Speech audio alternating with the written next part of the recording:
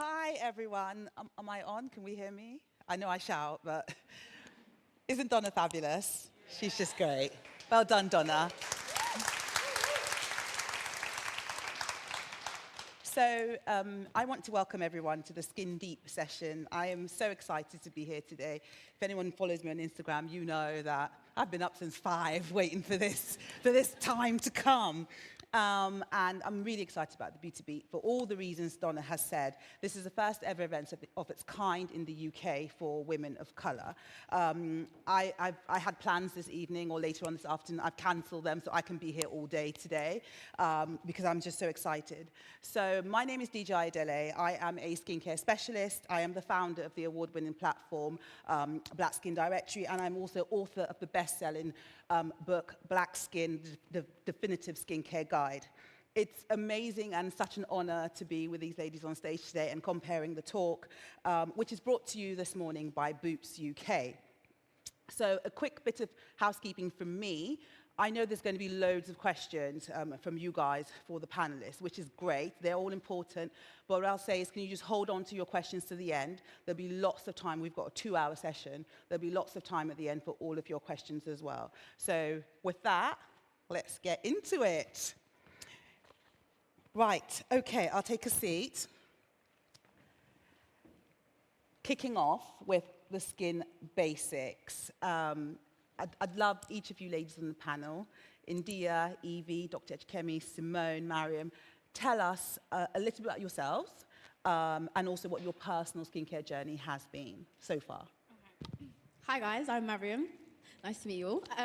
So my personal skincare journey, I'm all about skincare. Like, skincare is so important. I love makeup, so I always believe that for you to have that flawless makeup, your skincare has to be A1. So I love to use serums, I love to use face washes, and I guess just finding the time every night, I just always happen to do. So that's kind of my journey, I guess. Fantastic. So you just keep it A1 the whole time? It has to be. I'll fill you guys in on the details as we get closer, but it has to be. We will get into details, don't worry, for sure. Indiyah?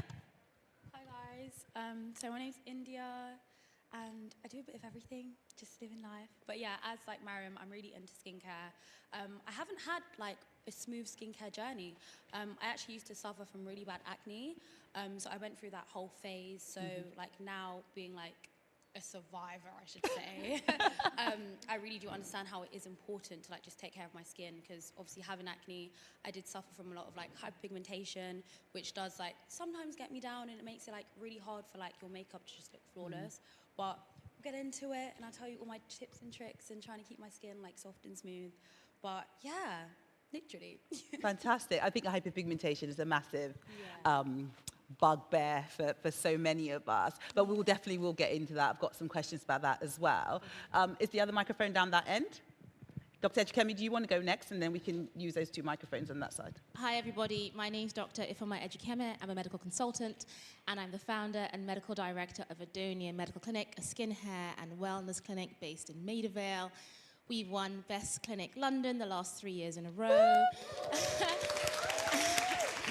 And Best Clinic in the UK 2022, which is very unusual for a skincare clinic, especially one that focuses on all skin types, which means I have every product, device, laser, specifically for black skin. So it's been an honor to be in the aesthetic industry and definitely amongst such amazing panelists. Hello everyone, my name is Simone. I am a model amongst many other things, and I'm all about community. I love my black women and bringing us together, so I'm so happy to be here. My skincare journey started because I got into modeling. I'm not gonna lie, I was using baby wipes when I would get home and take off. So I had to learn fast and furious. So it's all about skincare for me. I love glowy, dewy skin. My journey, I've always pretty much had good skin, and then I feel like going into my 30s, I've been having random breakouts and like high pigmentation. So I was like, okay, what do I do now? And I had to like really strip it back and be like, right, let's get this routine going. But yeah, it's been a journey, but yeah, overall I've kind of had, I guess, the good skin, but there's moments, and I guess I've had to really look at okay, what's going on, especially like skin deep, like what am I eating and all that jazz, but we'll get into that. For sure. Hi everyone, can you hear me? Yeah. I'm Evie, and I'm a skincare expert and content creator. recently turned cosmetic formulator as well, and kind of similar to the ladies on the panel, my journey into skincare started from having awful skin, acne, hyperpigmentation, just fighting hyperpigmentation fighting me back. I just had enough, and I really, this was kind of before the time of so much information on Instagram and TikTok around skincare, particularly living in the UK. I just found it so hard to get medical practitioners who would even dare touch black skin, and things like just finding information. So that's really kind of how I started my journey in skincare, and then just really kind of what drives me is sharing what I've learned, because I know how much bad skin, kind of like Indiyah said, can really hit your confidence and get you down. So once I felt like I cracked it a bit, I just wanted to share that with everyone. So yeah, hopefully we can get into it on this panel, and I'm excited. Yeah, we'll definitely be sharing a lot. I was going to ask you, Mariam. I mean, you're an OG. We've been on a panel before together. I'm just like, oh my God, it's amazing. But over the years, when it comes to skincare, what would you say have been your absolute must-have? I must have this product. What would you say? Okay, so I don't know if you guys have heard of super facialists. Like, they always have good brightening and vitamin C. I think vitamin C for me works so well. Any type of vitamin C serum, it just does a lot for my skin. Yeah. Having like radiance and having like that even tone is always something that I've gone for. I always like to exfoliate. Exfoliating for me is one of the most important things, and also toning. A toner, one of my favorite toners actually is Exfoliate. I don't know if you guys have ever heard of that brand. Oh my God, like, I'm quite lucky. I've always kind of had good skin, but my sister, she suffered from acne so bad. Like, I think when she had acne, it made me start thinking, oh my God, I think when I was at secondary school, I was experimenting with makeup, simple wash and stuff like that. When I saw my sister have acne, I said, yeah, I've got to start kind of taking care of my skin. And recently, when she came to visit me, she's still kind of flaring up, and she took this Exfoliate toner. I gave her like a cleanser for blemishing, and it is really good. So toner, vitamin C, exfoliant, those are like the key things for me, especially if you're trying to battle with pigmentation and complexion and that even tone. I think that's always been, for me, what I always go for, just no red, core in your routine. Yeah, it's just such a cool thing. Yeah, and I do a morning and a nighttime routine always. Fantastic. Like, always, yeah. Just to the audience, does everyone have a morning and nighttime routine? Show of hands. Wow. And also, though, do you know what I've been using recently that I think is working amazing is like a mask every night, like a collagen sleep mask. When I wake up the next day, my skin is like plumped and it just looks so refreshed and glowy. So do you find that you're using that more maybe when because the weather is so cold and the air is so much drier and you're getting dry skin, so you're using something to supplement and moisturize the skin even deeper at night? I feel like that's a professional answer. But my answer is I just love putting stuff on my face and just... But no, definitely that. But I think, I don't know how to explain it. I'm all about self-care, and I'm all about feeling good and like coming home after a long day and doing that, the toner, the serum, the night cream, the mask, the oil, the eye cream. It's just kind of such a therapeutic, but also I know I'm doing good things on my skin. Yeah, and for you sure. just see it, Yeah, I mean, skincare has such a therapeutic benefit to it as well, and a sort of grounding benefit to it as well when you sort of had a long day and it's like taking everything off, isn't it? Yeah. It's like your bra, your wig, everything. Bra, wig, everything off. I was going to say, so Indiyah, you've already told us that you had, you suffered from acne previously, and during that time, what were your go-tos? How did you try and get to the bottom of it? What did you do? So for one, I obviously went to like a doctor's and I got myself like tested for a lot of other things, because I know that acne can sort of come from, stuff that are like personal. So I went and got like Cessage, I've had like PCOS and stuff like that, which I'm still actually waiting to get my results back. So fingers crossed I don't have it, but stuff like that does run in my family. When I was flaring up a lot, like I just felt lost. I was like, I don't know what to do. Like even when I'm putting on makeup, it's not going well. But I did do my research and I started making sure that I started taking care of my skin. So always having a morning and nighttime routine.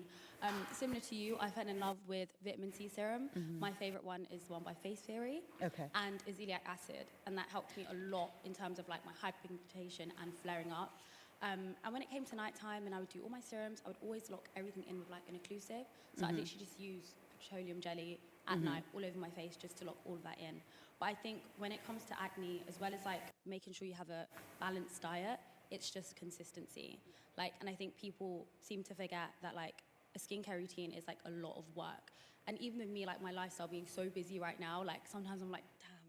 Siri, wash my face. I can't be bothered to take all of this off, but you have to, and it's like, it's a long journey, but when you see like the results and your skin starting to like get better, you feel good about yourself, you know, and it feels nice. Definitely. But yeah, it's a work in progress. Definitely. I mean, I love the fact that you've mentioned the word consistency. It's one of my favorite words when I'm in clinic. It's like consistency. I preach it all the time. Yeah. And I also love the fact that you've mentioned it's a journey, because it really is. Nothing within skincare, especially when you're trying to take care of a concern per se, it's not going to be an overnight thing. It's always going to be a journey, a destination that you're trying to get to. So with that in mind, Dr. Ejikeme, you know, what are the basics of any skincare routine? So the ladies have mentioned already, they've both got skincare routines, morning and night. What would you say are the basics of a skincare routine, and what are the core type of products? Because everyone's got different skin types. But what are the core types of products that should feature in any skincare routine? Okay, so if you're trying to build a good skincare routine, you've got to strip it back. You don't need 15 steps in your skincare routine to have good skin.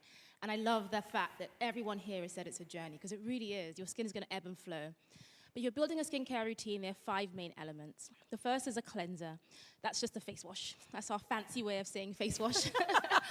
So you need to wash your face in the morning and night. And with a cleanser, the way to pick your cleanser depends on your skin type. So if you have oily skin, you may want a foaming cleanser. If you have dry or sensitive skin, you want a gentle cleanser. That's the first step. Your second step is your antioxidant. Now, for every skin type, it's going to be different. You've heard one mentioned already, vitamin C. Excellent if you have dry skin. Other things that can be great antioxidants include things like niacinamide, great antioxidant.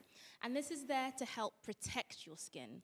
So antioxidants neutralize free radicals, and those are these energized particles which, if left unchecked, they can lead to hyperpigmentation, dark marks, fine lines, premature aging.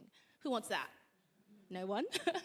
So antioxidants neutralize this. So adding that into your routine means that you're thinking about your skin, not just today and tomorrow, but also in 10, 20 years' time.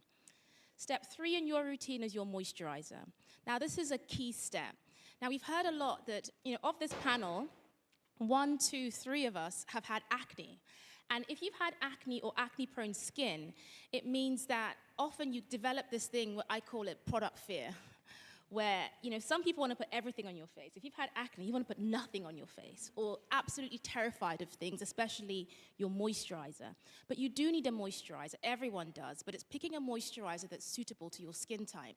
So again, if you have oily or acne-prone skin, you're going to pick a light-based, water-based, or gel-based moisturizer that's not going to clog your pores. Something that feels light, but you do need hydration. If you turn to the back of the bottle, it may use words like non-comedogenic, which doesn't mean it's never going to cause spots, but it means it's slightly less likely to. If you have dry skin, you can be a bit more free. You know, you can use a thick, creamy moisturizer, so you can be heavier with it. And then finally, your sunscreen. Sunscreen is key for every single skin type. Everybody in this room needs sunscreen. I choose factor 50 every single day because I don't want lines, I don't want wrinkles, I don't want pigmentation. So I choose factor 50, but you can use factor 30 every day. So those are the 4 steps in your skincare routine. Everybody needs this. Now, the 5th step, this is how you customize your skincare routine. This is how you make your skincare routine bespoke. And this is the step that maybe you should spend money on, this step, because it's the thing that bothers you about your skin. So if your issue is spots, you might want to add in a salicylic acid to help balance your oils. If your issue is you're thinking more about age management and fine lines, you may want a retinol. If you have redness in your skin, because we might have redness and brown in our skin too, that's causing pigmentation, you might want azelaic acid.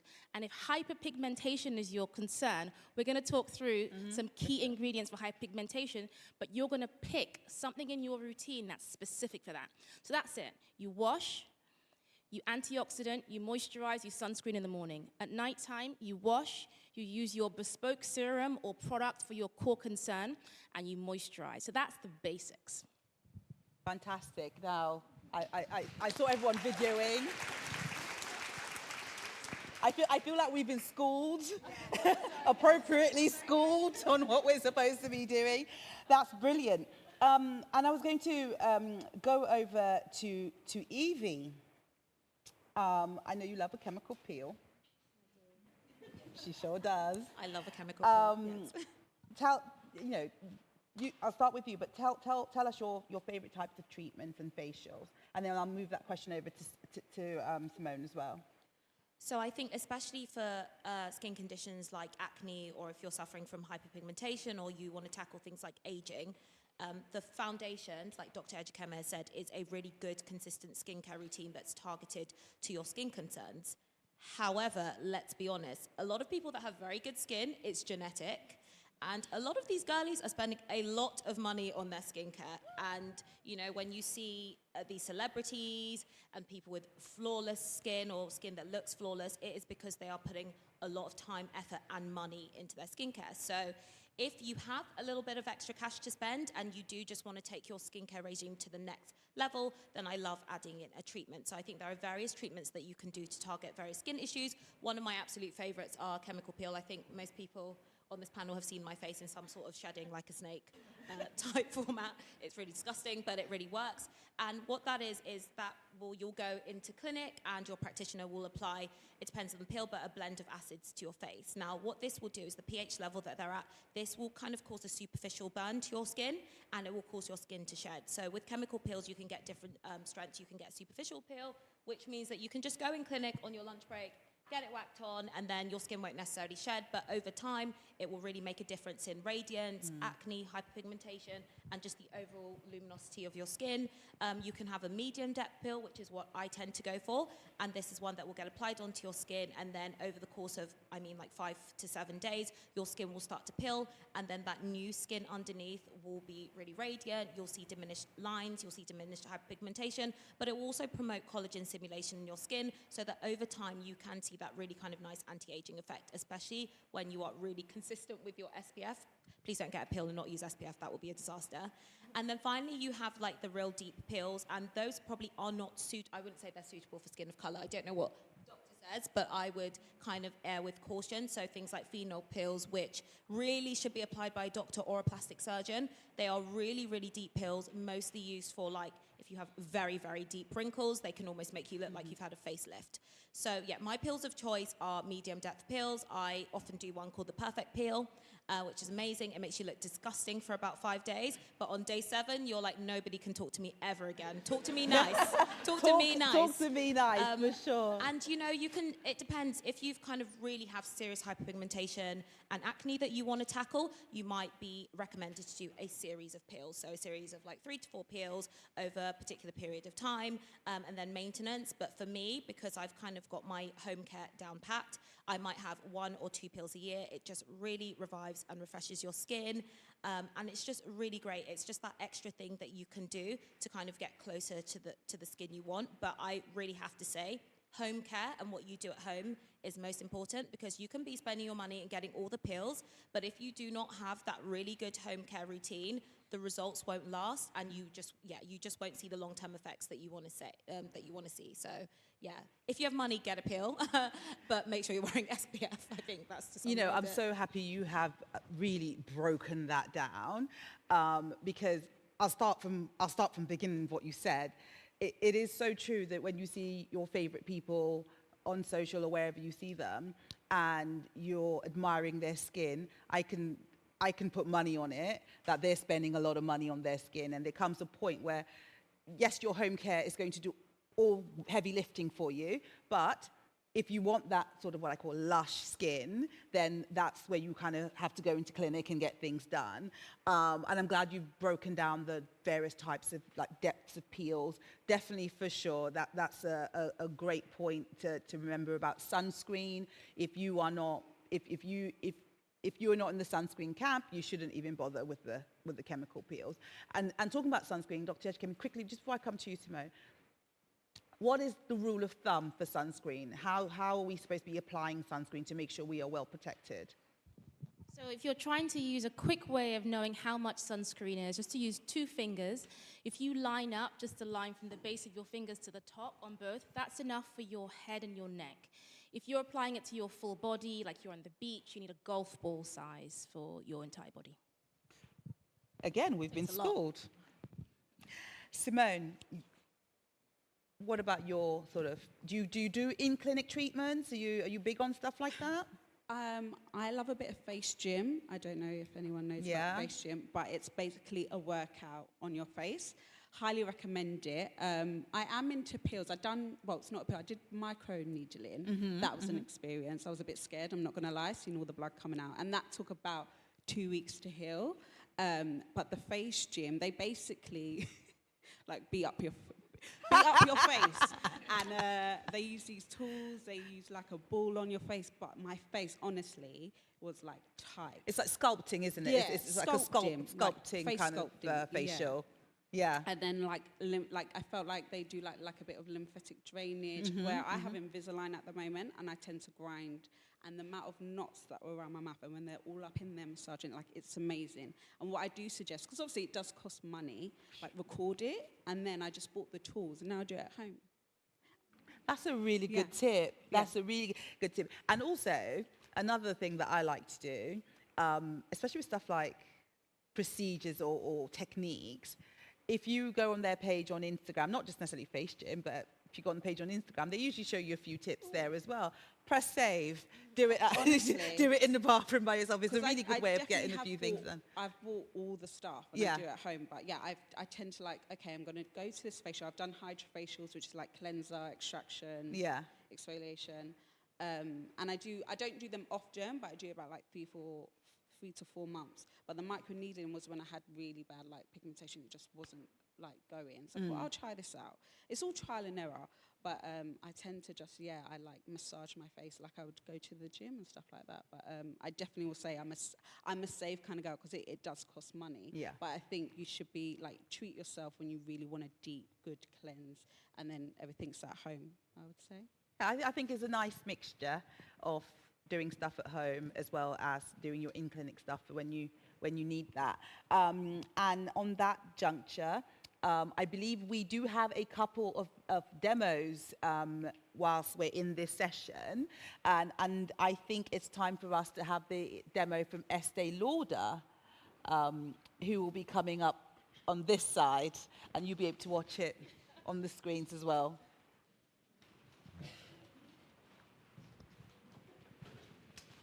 Hi, lady. Hello. Can you guys hear me? Hi, my name's Melissa. I'm a pro artist for Estee Lauder. I've been working for the Estee Lauder brands for around like 10 years almost, and I've been working for Estee Lauder for 4 as of like last week, I think. So I'm going to be going through a nighttime radiance with you all as to how to basically get really nice, healthy, glowy.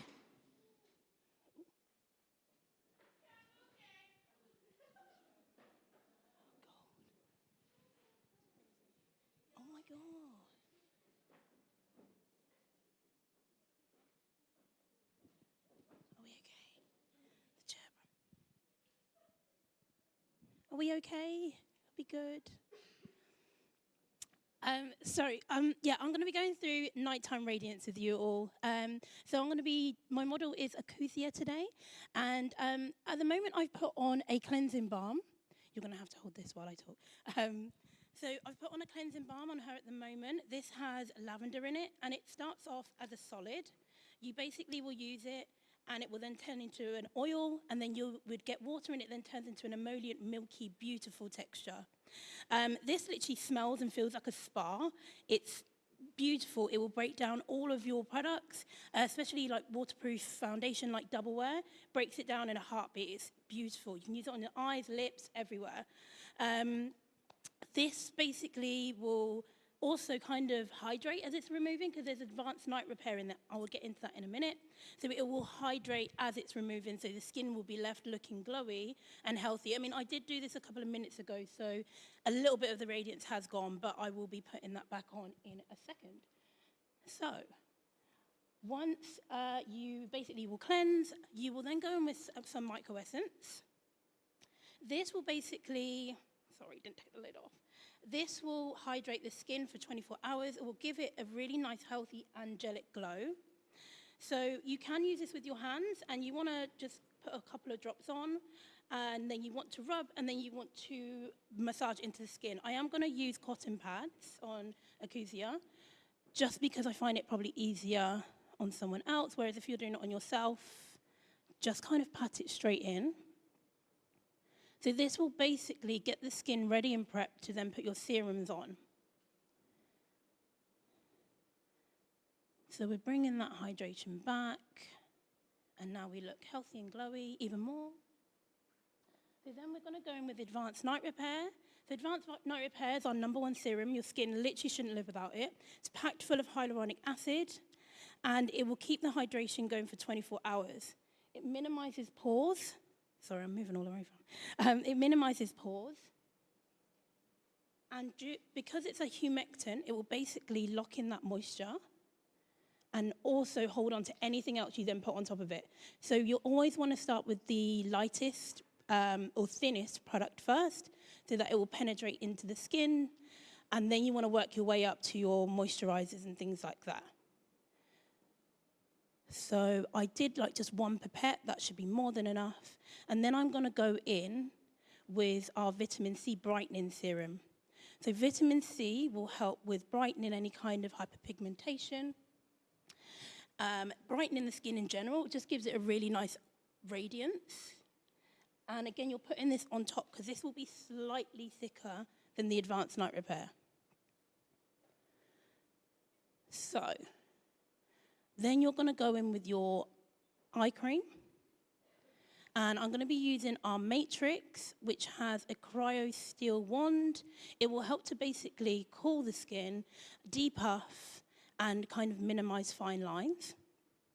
So generational-wise, my mum loves this. She literally loves it. It helps to depuff. She likes the way it feels, and she literally will just use it underneath. I personally prefer the Advanced Night Repair Eye Gel. Reason being, I don't have those issues just yet, and it will address the first signs of aging. So this feels like, again, it's really nice, like spa treatment. And as you can see, I'm doing it here on the orbital bone. You never want to go too high, because the eye cream will travel up. And you always want to be then moving out to the lymph nodes so that any kind of toxins will then move out and away. I love putting this on just before concealer as well. It just makes the under eyes glow. And the hydration, again, this has got lots of hyaluronic acid in, so it keeps the under eyes nice and hydrated.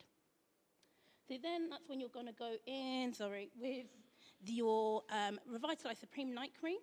This is, again, packed full of hyaluronic acid. This will basically cocoon the hydration of your serum in and keep that hydration going for another 24 hours. So everything I've put on Akuzia today will keep the hydration going all through the night. And then in the morning, she'll wake up with a beautiful, radiant, glowy, healthy skin, ready for her day.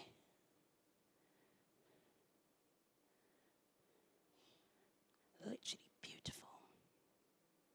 So, super healthy, glowy, hydrated skin. So, I am here all day. If you want to come and see me, I will be doing all kind of skincare. I can walk you through more products and show you my best sellers and things that I personally like as a black woman. These are some of the products I literally swear by and live by, because they just help to kind of even up my skin tone and just give me that radiant, plump look. Even when I don't have makeup on, people always compliment and say, "Oh, your skin looks really good." Or, "Are you wearing a foundation?" And I'm not. So skincare is super important. So please come and see me, and then we'll get into some skincare.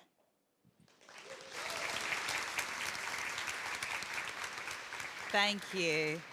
Thank you. What I really love from that is the fact that we went through the, that she went through the how to use your products in terms of the texture, from the lightest texture to the heaviest texture. I sometimes find that I'll have someone in clinic who will say, "So I put my face oil on and then I put the serum over it." And I'm just like, okay, we've just wasted a lot of money there, because your serum's going to do all the hard work for you, and you put the face oil on, which is going to create a barrier. So I like that we went through that description of, what order you should lay your products on. And with that said, I'd love for us to have a quick chat about hyperpigmentation, one of my favorite topics, and I think universally a big a big conundrum for black women.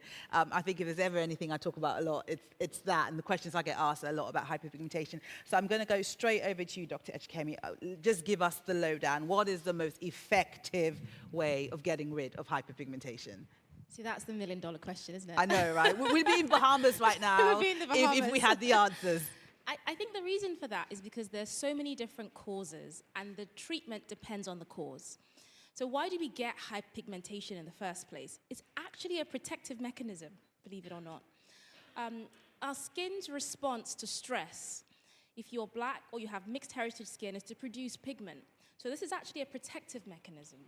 But what the body interprets stress to be is everything from overscrubbing your skin, from picking your spots, from having a spot, sometimes with me, just thinking about a spot.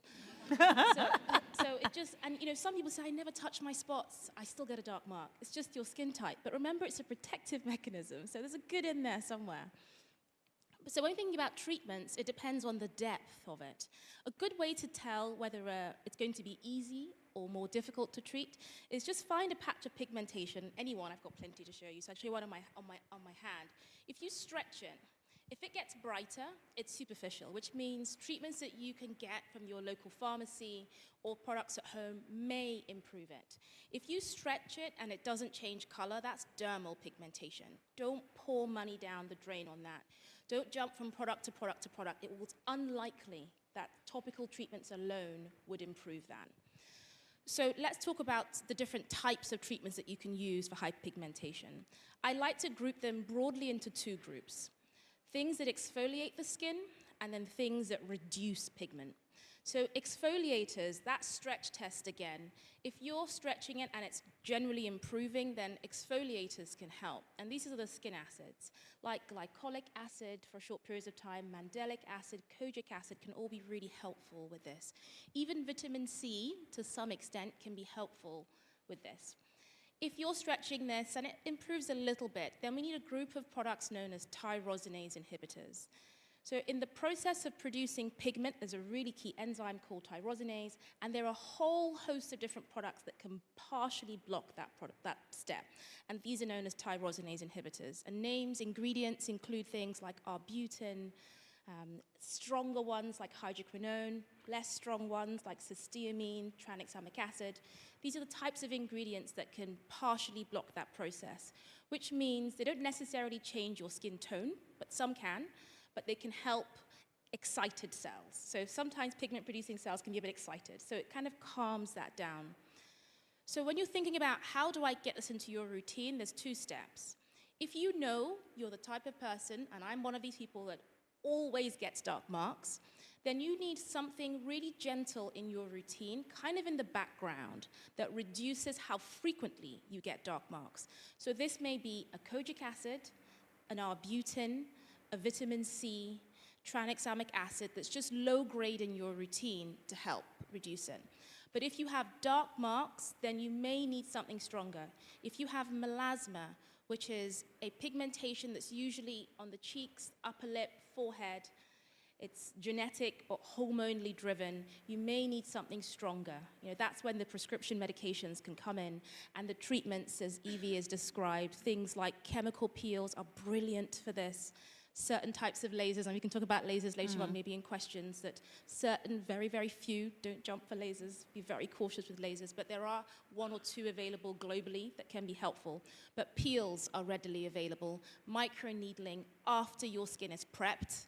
Prep basically means using one of those gentle products I mentioned earlier to calm the pigment-producing cells down so that when you have microneedling, again, this is trauma, we don't want to do anything that will make things worse. So first, you calm the pigment-producing cells, and then you do treatments like chemical peels, like microneedling to help shift it. You know, fantastic. I love that you've used the word prep, because I find that everyone wants to have treatments. You want to have chemical peels, you want to have microneedling, but no one wants to prep. And if you don't prep, you're going to end up with more hyperpigmentation and cause more damage. So it's important to have that prep period of a few weeks, and where you're using these amazing ingredients that you've already mentioned, things like arbutin and resorcinol and kojic acid. These are all the things that you use to prep. And I always say, generally, for black women, you should just have a pigmentation serum somewhere in your routine, full stop. And as almost like a defense mechanism, not to wait until, you know, you get that dark mark, or because skin changes all the time, right? You might have one, you know, few years ago flawless skin, and now it's not so flawless. So you should always have that pigmentation serum somewhere in your routine, so you're always keeping your skin prepped and ready to tackle things like hyperpigmentation. And also, I think one of the most important things, which you already mentioned, was sunscreen. Yes. Yeah? The most important. Yeah. Tackling hypigmentation without sunscreen is like pouring water from the top and letting it fall out the bottom. You heard it from the best. So, Indiyah and Mariam, you've already mentioned vitamin C. You're all up in the vitamin C business. What about you, Indiyah, in terms of pigmentation? Did you have dark marks when you had acne as well? Yeah, so I actually went on Roaccutane for a year. So once I finished my course with that, I had to target my hyperpigmentation, and I would use vitamin C serum and azelaic acid together, and nighttime with a moisturizer, and then that's it for the night for me. So I would combine the two. I wouldn't do it every day. I would do it maybe like once or twice a week, just to give my skin a bit of a break. Yeah. But and I also like to use just like, I don't know if you've heard of snail slime. Yeah. So I like to use it on my skin because it just makes it really nice and soft. Yeah. So yeah. I like that routine with the vitamin C and the azelaic acid. And I think it's a really good point you mentioned about tackling the concern first. I find, and I'm sure you found, you meet with your patients and clients, and they're telling you about dark marks, but then they don't necessarily want to tackle the acne or the breakouts that's causing those dark marks. And it's like, well, no, let's tackle the breakouts first, and then we can tackle the dark marks, which is exactly what you've done, and that seems to have worked a treat. Fantastic. Moving on to things like exfoliation. Simone, I remember you went on holiday a few months back, and you were on the beach, and beach, wearing swimsuits and all of that, and I was like, gosh, her skin is absolutely smooth, soft, flawless.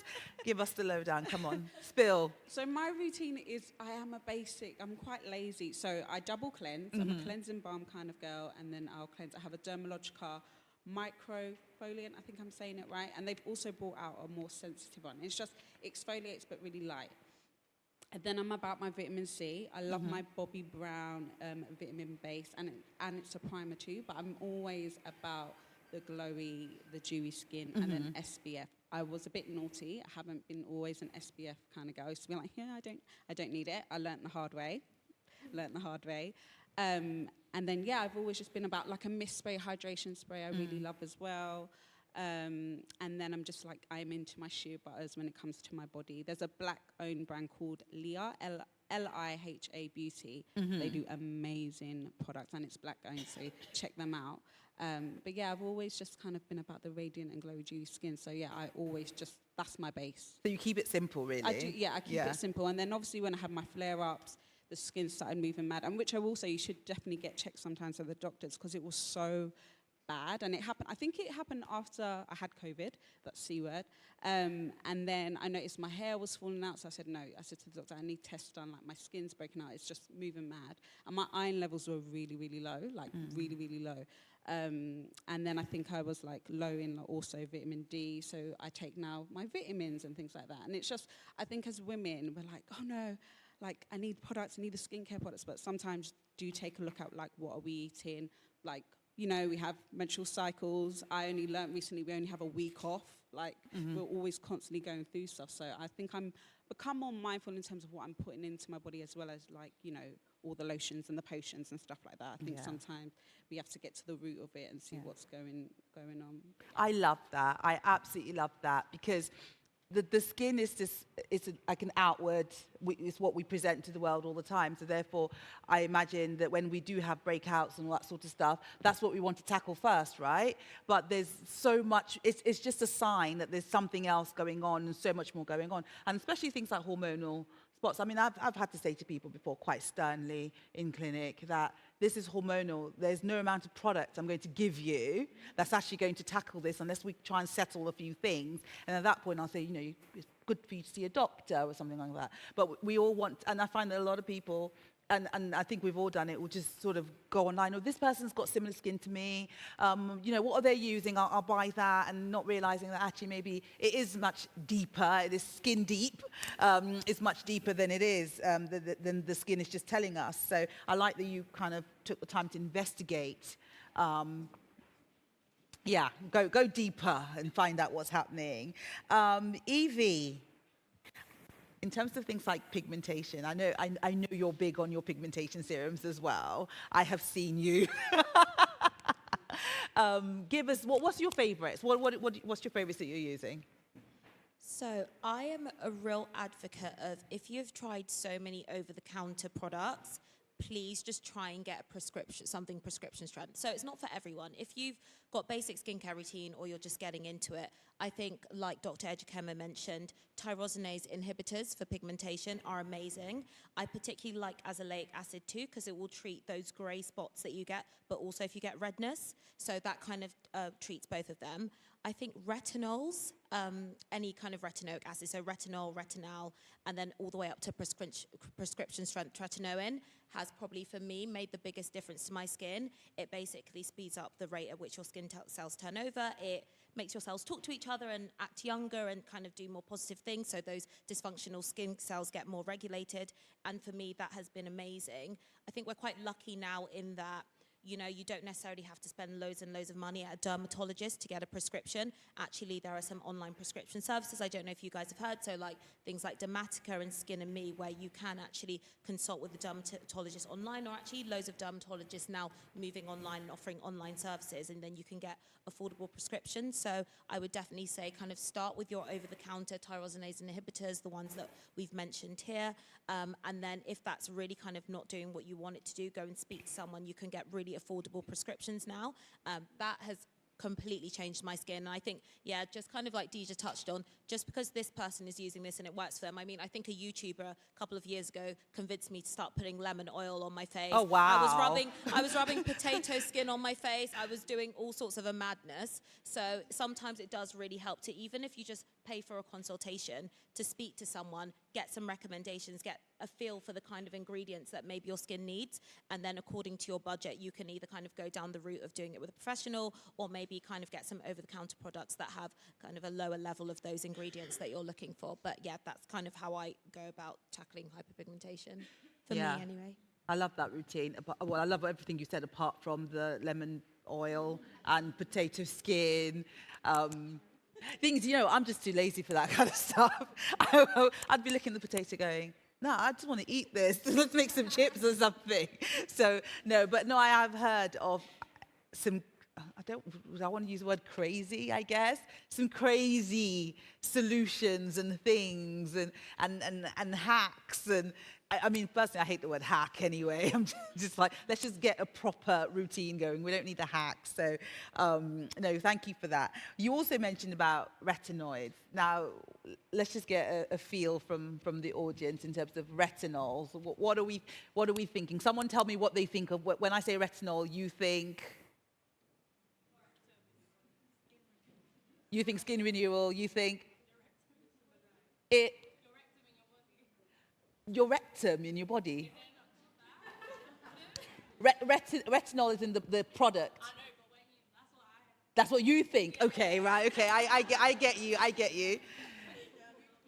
Youthful skin. Okay, on that side, I got a hand up. What do you think when I say retinol? You think? Okay, you with a hand up. No, yes, it's fine. I get you. Anti-aging.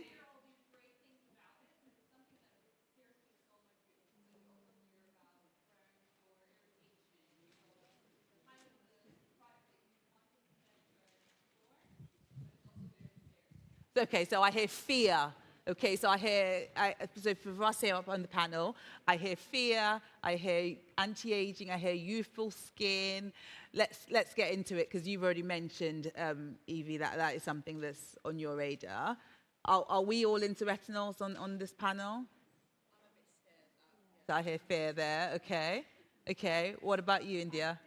Because of my skin can be quite like sensitive because I used to have acne, I feel like it's not for me. Okay. So I try to keep my skincare routine as simple as possible. So Okay. like I don't want my certain products to like react with each other. Okay. So with me using like alpha abertin, mandelic acid and all that stuff, I stay away from retinols because I don't want them to like clash with each other. I hear you. I hear Yeah, you. if I didn't, then yes. Mariam, Yeah. Yeah. you use Yeah, retinol. I like retinol, yeah. Fantastic. Okay. All good things, but let's break it down. Dr. Ejikeme, give us the lowdown. Retinoids. So retinoids, as someone said, is a vitamin A. It's in the family of vitamin A. But I definitely hear your point about fear. I think it's important to understand where that fear comes from and how we can abuse retinoids and how they can be really helpful depending on your skin type. So when we say retinoids, it's not one product. It's a group of different types of ingredients. So we've got vitamin A, spinach. So we know putting spinach on our face is going to do nothing. And then on the other end of the spectrum, we have roaccutane, which Indiyah's mentioned, which is the strongest oral form. Now, there are lots of different steps all the way in between. So we've got retinol, which is the one you often find in skincare products. So I have my retinol, and then we have retinol esters, and then we have retinal, which is the strongest form of retinoid you can get over the counter. So there's some brands like Medicaid has a great retinol. And then we have retinoic acid. Now, why do we care? Why do we always talk about all these different types? Because the stronger we get, the more effective it is on the skin. So when we have something like a retinol, it has to convert multiple times before it gets to the active form, retinoic acid, on the skin. So the most active form is retinoic acid. Evie's mentioned tretinoin. So this is now prescription medications. Not everybody needs a prescription, but most people could benefit with some form of retinoid in their routine. So where do you start? When you're thinking about a retinoid, if you've never used one before, you want to go with the most gentle form. Usually you'll find these as retinol, and you want to find the lowest percentage in any brand. And then you're going to make sure that you add it very carefully into your routine to prevent the things that you've heard of. So one of the ways I like to think about, if you're starting a retinoid, you start with a low dose and you start slow. So maybe 3 times a week, like a Monday, a Wednesday, and a Friday. If your skin is dry or sensitive, you may want to sandwich it. So maybe put your moisturizer on first, then put the retinoid on, and then put your moisturizer on the top. Now, what is the fear about? Why do people think that it can cause irritation on your skin? Evie's mentioned how it works. It works by speeding up the skin turnover. So if you think about a 15-year-old, maybe their skin turnover is 4 or 5 weeks. You think of a 90-year-old, that skin may hang around for 24 weeks. And that leads a lot of time that the sun, pollution can cause changes in the skin. The shorter the skin turnover is, the dewy and bouncy your skin looks. So if you're getting open pores, you're finding that marks on your skin hang around for weeks and weeks and weeks. And before, they used to be, you healed quickly. This is when a product that speeds up the skin turnover can be helpful. So that's one thing it does. It also helps to balance oils in the skin. It helps with pigmentation by being partially suppressed pigment, but not a lot. And it also helps to increase collagen. So it's one of the few topical skincare products that actually been shown at retinal. So retinal has been shown to increase the skin turnover and to increase collagen. So it means that your skin is actually thicker, which is a great thing. But because it speeds the skin turnover, that can lead to irritation, dryness. But you can overcome all of that by picking the right retinol and starting really slow. Wasn't that fabulous? Yeah, I mean, I think we have heard some retinoid use horror stories where people have been so excited to use them and they've gone in every single night using them, plastering it on, only to get to about Friday and their face is about to fall off because it's just, everything's now sore and all of that sort of stuff. So I would say if you're in doubt how to use a retinoid, definitely speak to someone. And there's loads of people here today who can help to help ease it into your routine. But I think for me, I'd always say hands down. I think we've had this conversation several times. For me, it's a must-have. must-have product in my routine for sure. How are you feeling now, Simone?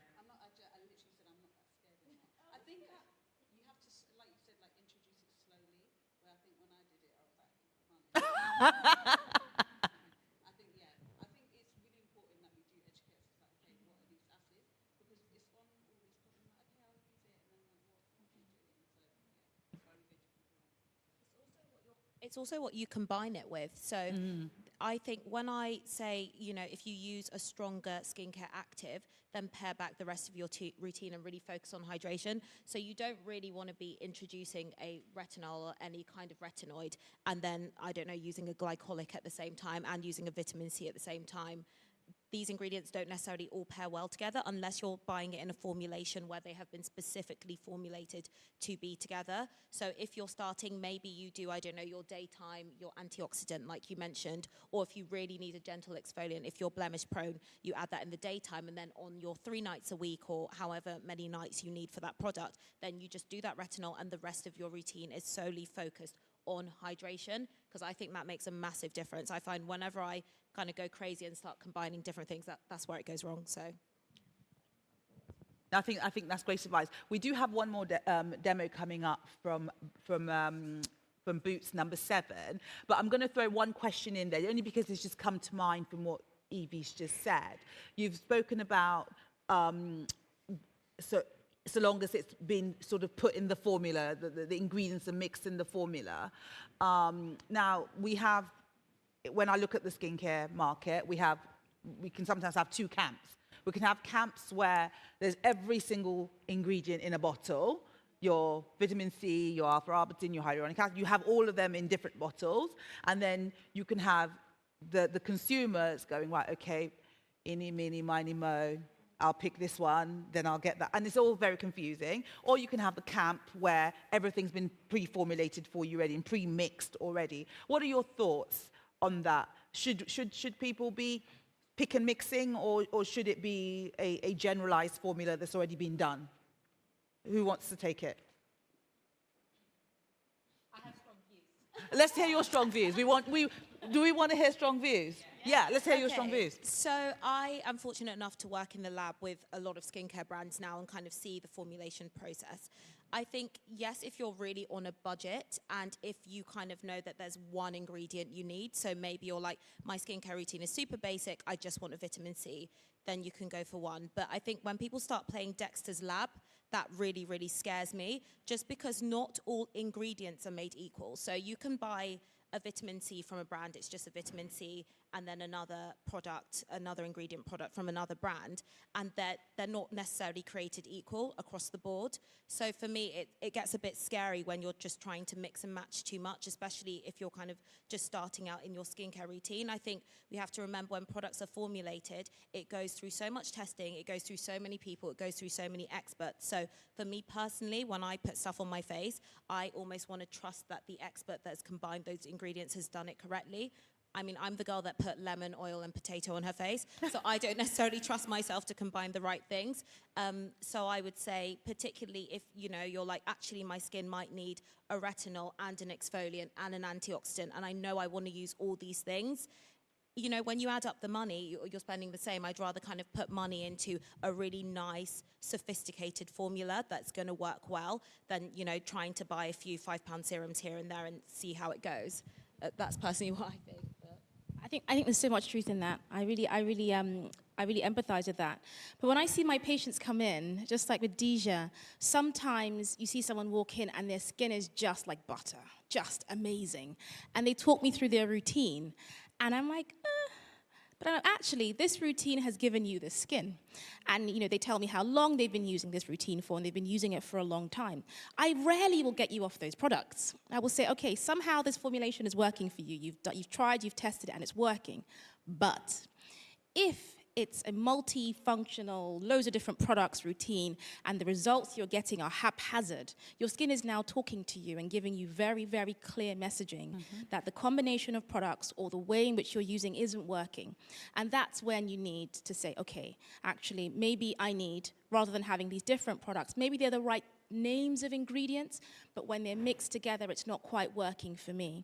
So that's when you go back to your 5-step skincare routine. You strip everything back. Something's not working. I just cleanse, I antioxidant, I moisturize, I sunscreen. And then you have the one product that does the things that you need it to and combines your multi-issues, whatever they are. We all have multi-issues.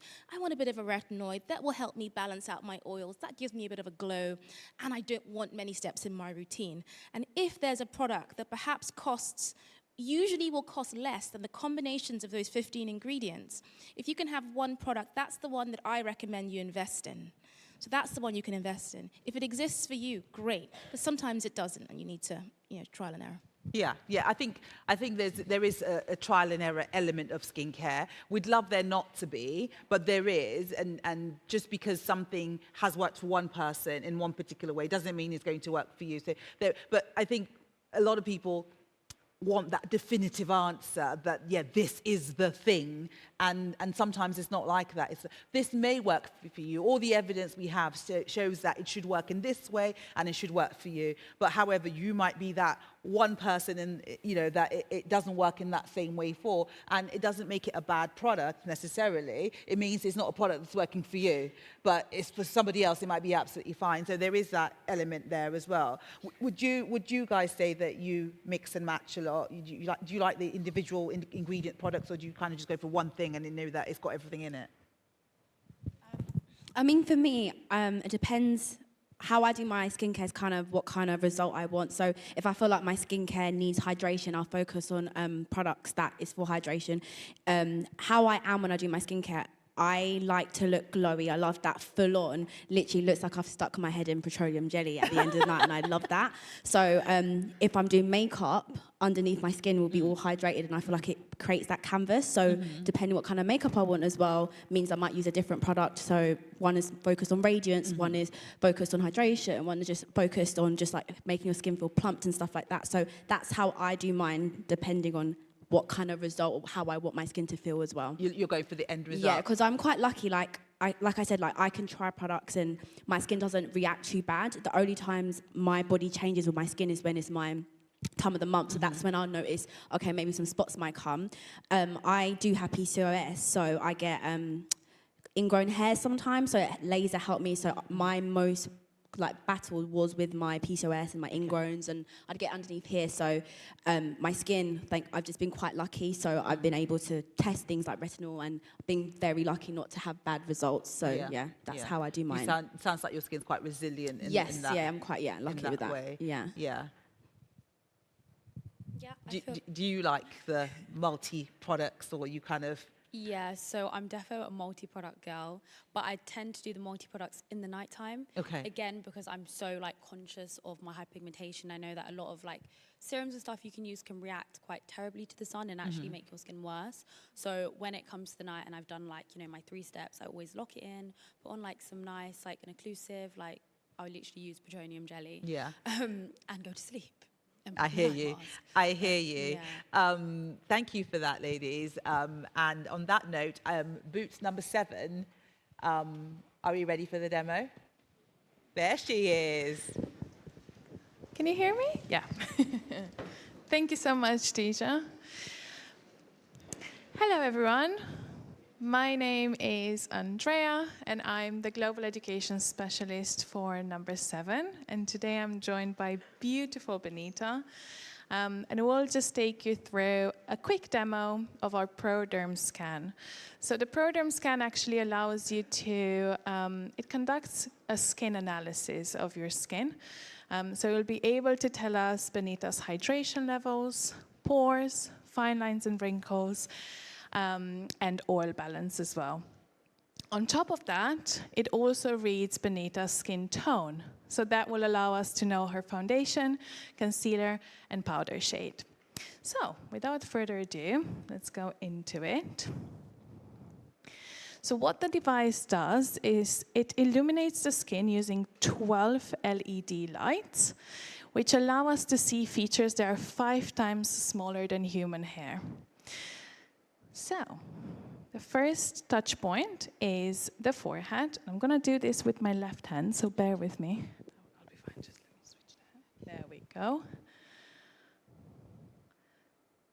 So we should see on the screen the amount of detail that we'll be able to see through the device.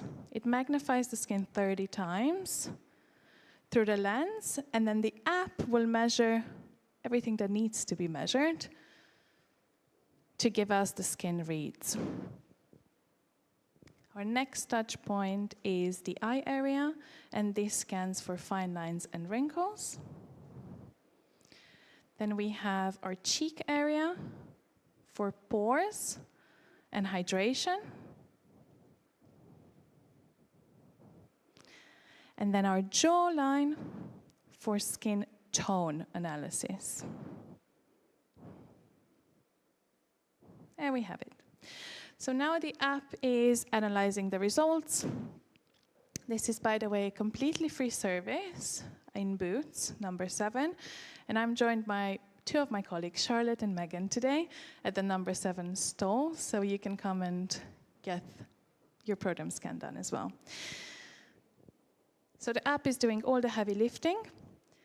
And it gives us, hopefully you can see on the screen, it gives us 4 measurements: hydration, fine lines and wrinkles, pores, and oil balance.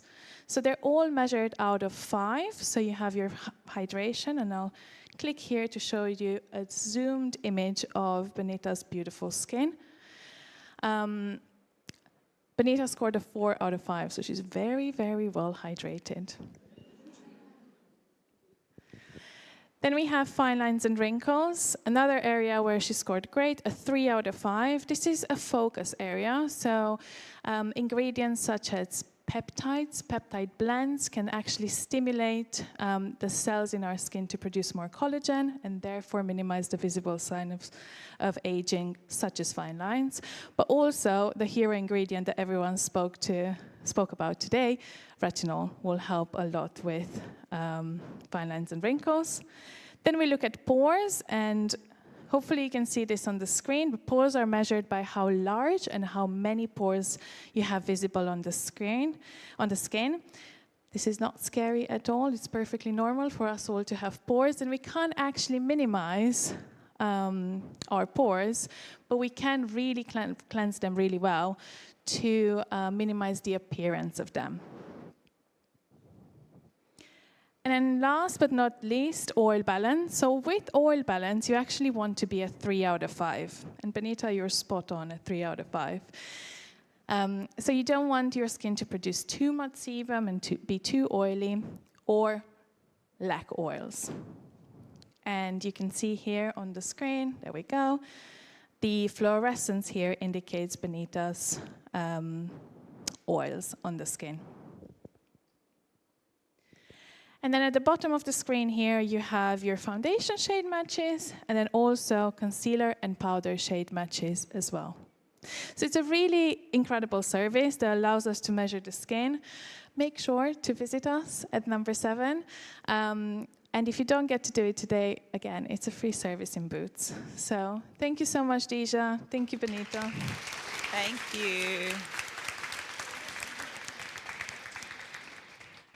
So we are coming up pretty soon to it's your chance to then ask questions of the panel. So I hope you have some questions ready. Start thinking about your questions. We've been talking a lot about, going in for things like consultations. If you are stuck on what to do for your skincare routine, well, you're going to have a lot of time to kind of quickly get in there and ask questions. So make sure those questions are ready. But before we do that, I've only got 2 final questions for our lovely panelists here.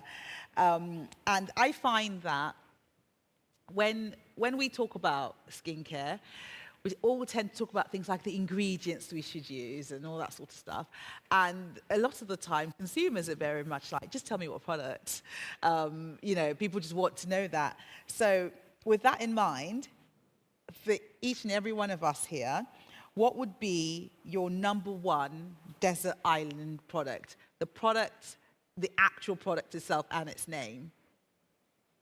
Who wants to go first? Come on, don't be scared. Sorry, I drank more and it went down the wrong hole. Emma Hardy Cleansing Balm. I Okay. just love my cleansing balm. It's so good, and it really hydrates my skin. So yeah. How do you I'll use take that. it? So I just apply it onto my face like in the mornings, and like, do you know what we do as well? Like, it is an expensive product, but I do love it. It's like £40, I'd say. I keep it on there sometimes and like let it hydrate for like a nice like 10 minutes, and then I have a microfiber cloth that I use to take it off. So you apply it on, and then you add the water, and then it goes into kind of like a bit of a lotion. But I've used that for years, especially because I'm, again, lazy. So when I'm taking off my makeup, it just melts it off. Honestly, Yeah. it's like, it just all goes. So yeah, I'll take that with me. And it smells like, I'm into like aromatherapy and all that stuff, and it'll be You nice love on- your grounding. I love all that stuff. So yeah, skincare is not just skincare for me, it's like a moment for me. So yeah, I'd say I'll take my cleansing balm. Fabulous. Yeah. Evie? I know this is going to be hard for you. So obviously we're on a desert island, so I feel like SPF is a given. So can we just... Oh, see? we are on a desert island, we need SPF. But I don't want to think give it's it... well, actually, no, I it's not can't- going to depend on what kind of desert island you're on. Because, That's yeah, true. okay, fine. I'll give you that. Okay, I can't give SPF a top spot. I would actually, so I love multifunctional products. So this is a really basic one, but I would actually say Aquaphor. I love Aquaphor so much. You can use it on your lips, you can use it in your lashes, your brows. If your skin just kind of needs a bit of nourishment, if you've got a burn, if you've kind of got a spot that you want to heal, you can just use it on everything. So that's a product for me that's really good. I'm kind of left the phase of trying to over exfoliate and absolutely scrub my skin off my face, and more into like really nourishing it and treating it like a baby. So yeah, I would say Aquaphor for me. Fabulous. Should we start this end with Mariam, and then the microphone can go that way to Dr. Ejikeme? I think mine would definitely just be my cleanser. I love my... Which one? Which cleanser do you the, use? The blemish... superfacialist? No, it'd be the Kate Somerville. Okay. Cleanser. It's a pink one, and the reason why I like that is just because how my skin feels after. I like how it gets rid of blemishes. It really does get rid of blemishes. And I said how I had PCOS, so I'd get little dark spots like here from the hairs, and it was the only thing that worked so well for me. And I just love, it's just soft, it's like moussey, I don't feel dry after, and I just like to feel like my face is washed. Like I can go a whole day, like as long as my face feels like it's had a wash, I'm good. So yeah, it'll be that. Good. Indiyah? Mine is actually really simple. It's the CeraVe moisturizing facial lotion. Yeah. And I actually really like it because it's actually really light. And I'm the kind of girl, I get really oily, so I don't really like thick creams. I was a big fan of the Skin Food, but I use the Skin Food Light. Okay. So it's either Skin Food Light or the CeraVe moisturizing facial lotion. Really simple. It doesn't have any like perfumes in it, so I like that for my skin as well. So yeah. I like that. Yeah, it's funny how I ask these certain questions, and I'm like, oh, well, I'd like to take 2 products. cheekily chucked in two if it was skin me, creams. but no, I will stick to the rules. I will go with 1 product. I would take, I'm very, very conflicted. I would take Skin Better Science Even Tone Serum. It's my absolute, I think, favorite for pigmentation and brightening and radiance all at the same time. I would take that, but I feel very conflicted about that. Only because there's something else I'd love to take as well. So on that note, we're going to go over to questions in a minute, but before we do, I like to take a very practical approach to skincare, and I like to take an approach that reassures everyone that, you know, our skin goes through different cycles and it changes, and we've got to keep up with those changes and not to be too hard on ourselves. I find that generally we can be quite hard on our appearance and that sort of drive and need for perfection. And I find that more true of black women, that we can be very hard on ourselves and how we want our skin to look, and this absolute need for perfection. And I try and definitely always go against the grain with that and say there is no such thing as that. We've got to work with what we've got. So to every single one of us on the panel, in a world where we are under so much pressure for perfection, especially as black women, what would be the one empowering skincare tip you could give to all of us in this room today? Someone go first, please. I don't know if this is really a tip, but I kind of had this sort of like thing I said to myself. Like, obviously, we all know, like, I went on like a TV show and I went to Love Island, and before I went in, I had a really bad breakout, and it got to the point where I thought, shit, like, I'm about to go on national TV. Do I want to do this? And then I just took a step back and I said to myself, like, my skin doesn't define me. And I feel like everyone should know that. And it's like, people are going to love you for you, not what you look like, not how many spots or blemishes you have. So literally learn to love the skin you're in and just work with what you got, because like my hyperpigmentation, my acne scars, I wouldn't be me without them. So learn to love them, embrace them, get rid of them if you want, but it doesn't define you. So I love that. yeah. I love that.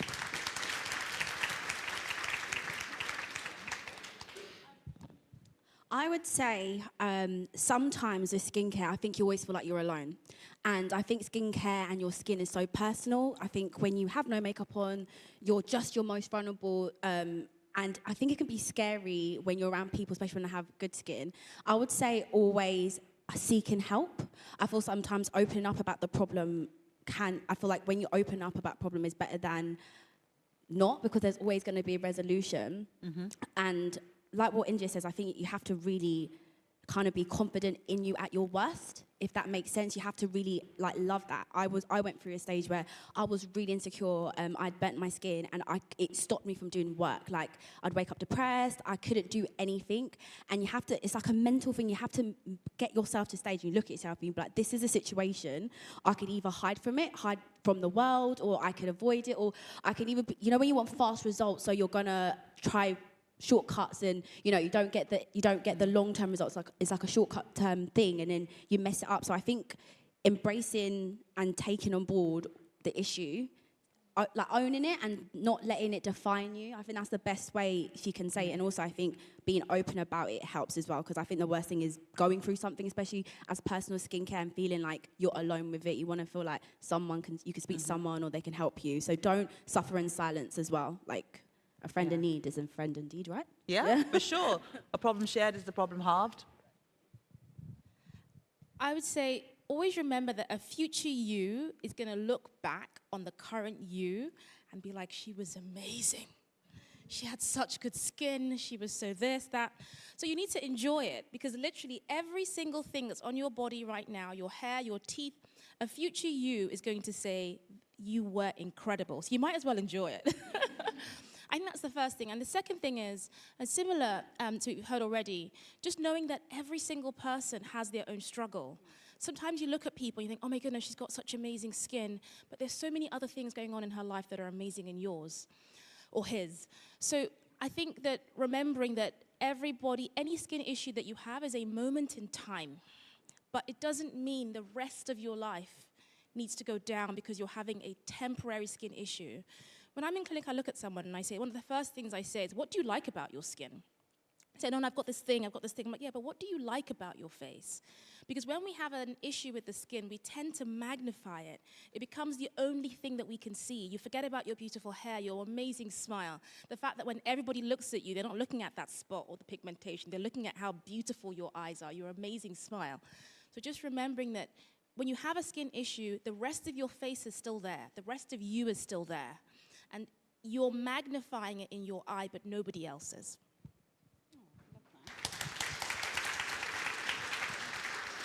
My advice will be like, this too will pass, and it is a moment, and just like let it breathe. I think when I had my breakout, like I am on social media, and I was sharing, I'm a bit of an oversharer anyway, and I was like, oh my God, look at your face. Like, We love it. We love to see it all.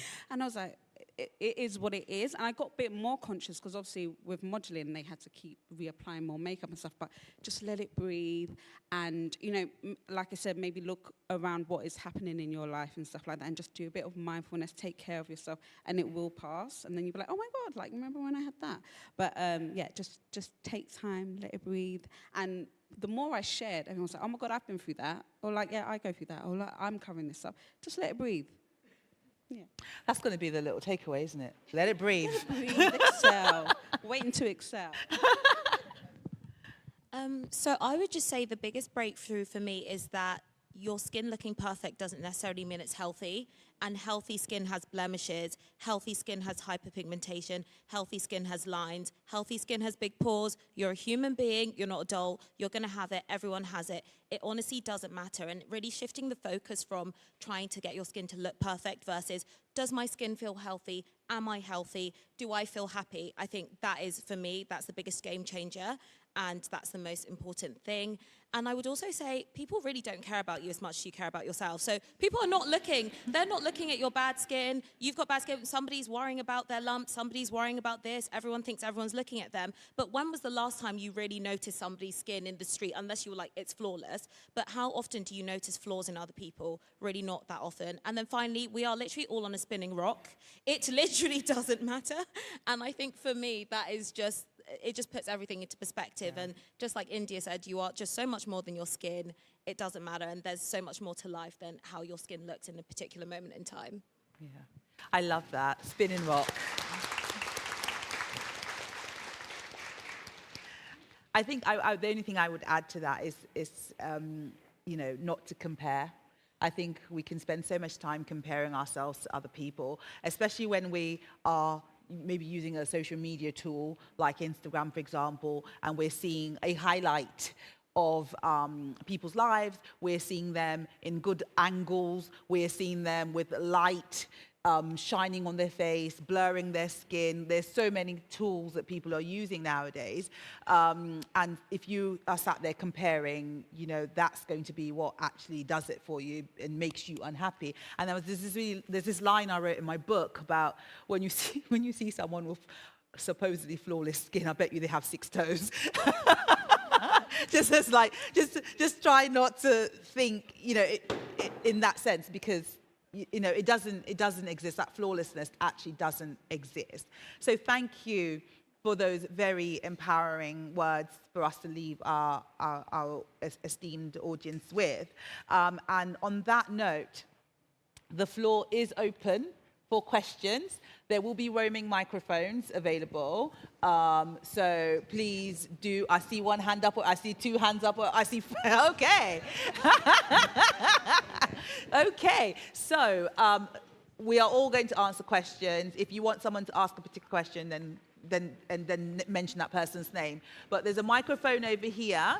And someone got the microphone already? Yeah, I've got it. Thank you. My question, thank you to the panel, first of all. Very good discussion. I learned a lot and I laughed a lot. Thank you for that. My question is around introducing new product into our routine. I think that as Black women, sometimes our skin are prone to get perhaps itchiness or readiness when we add a new product, and we may be scared to do so.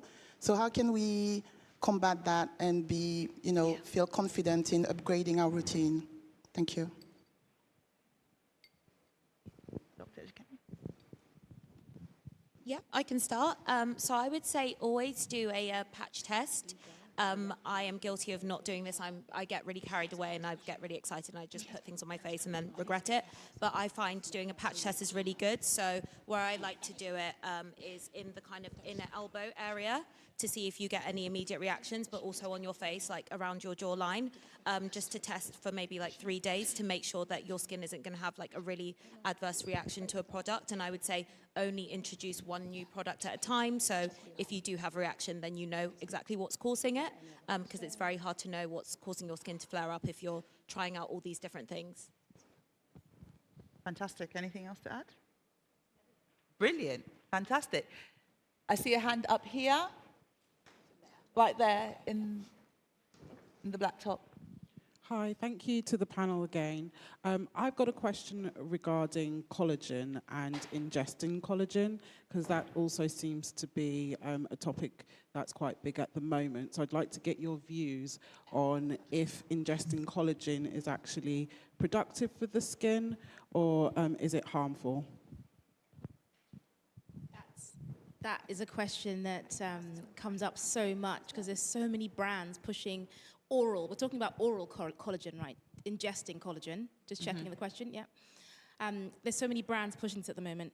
So when you ingest collagen, it's broken down to amino acids, and your body's going to use those amino acids in the way that it sees fit.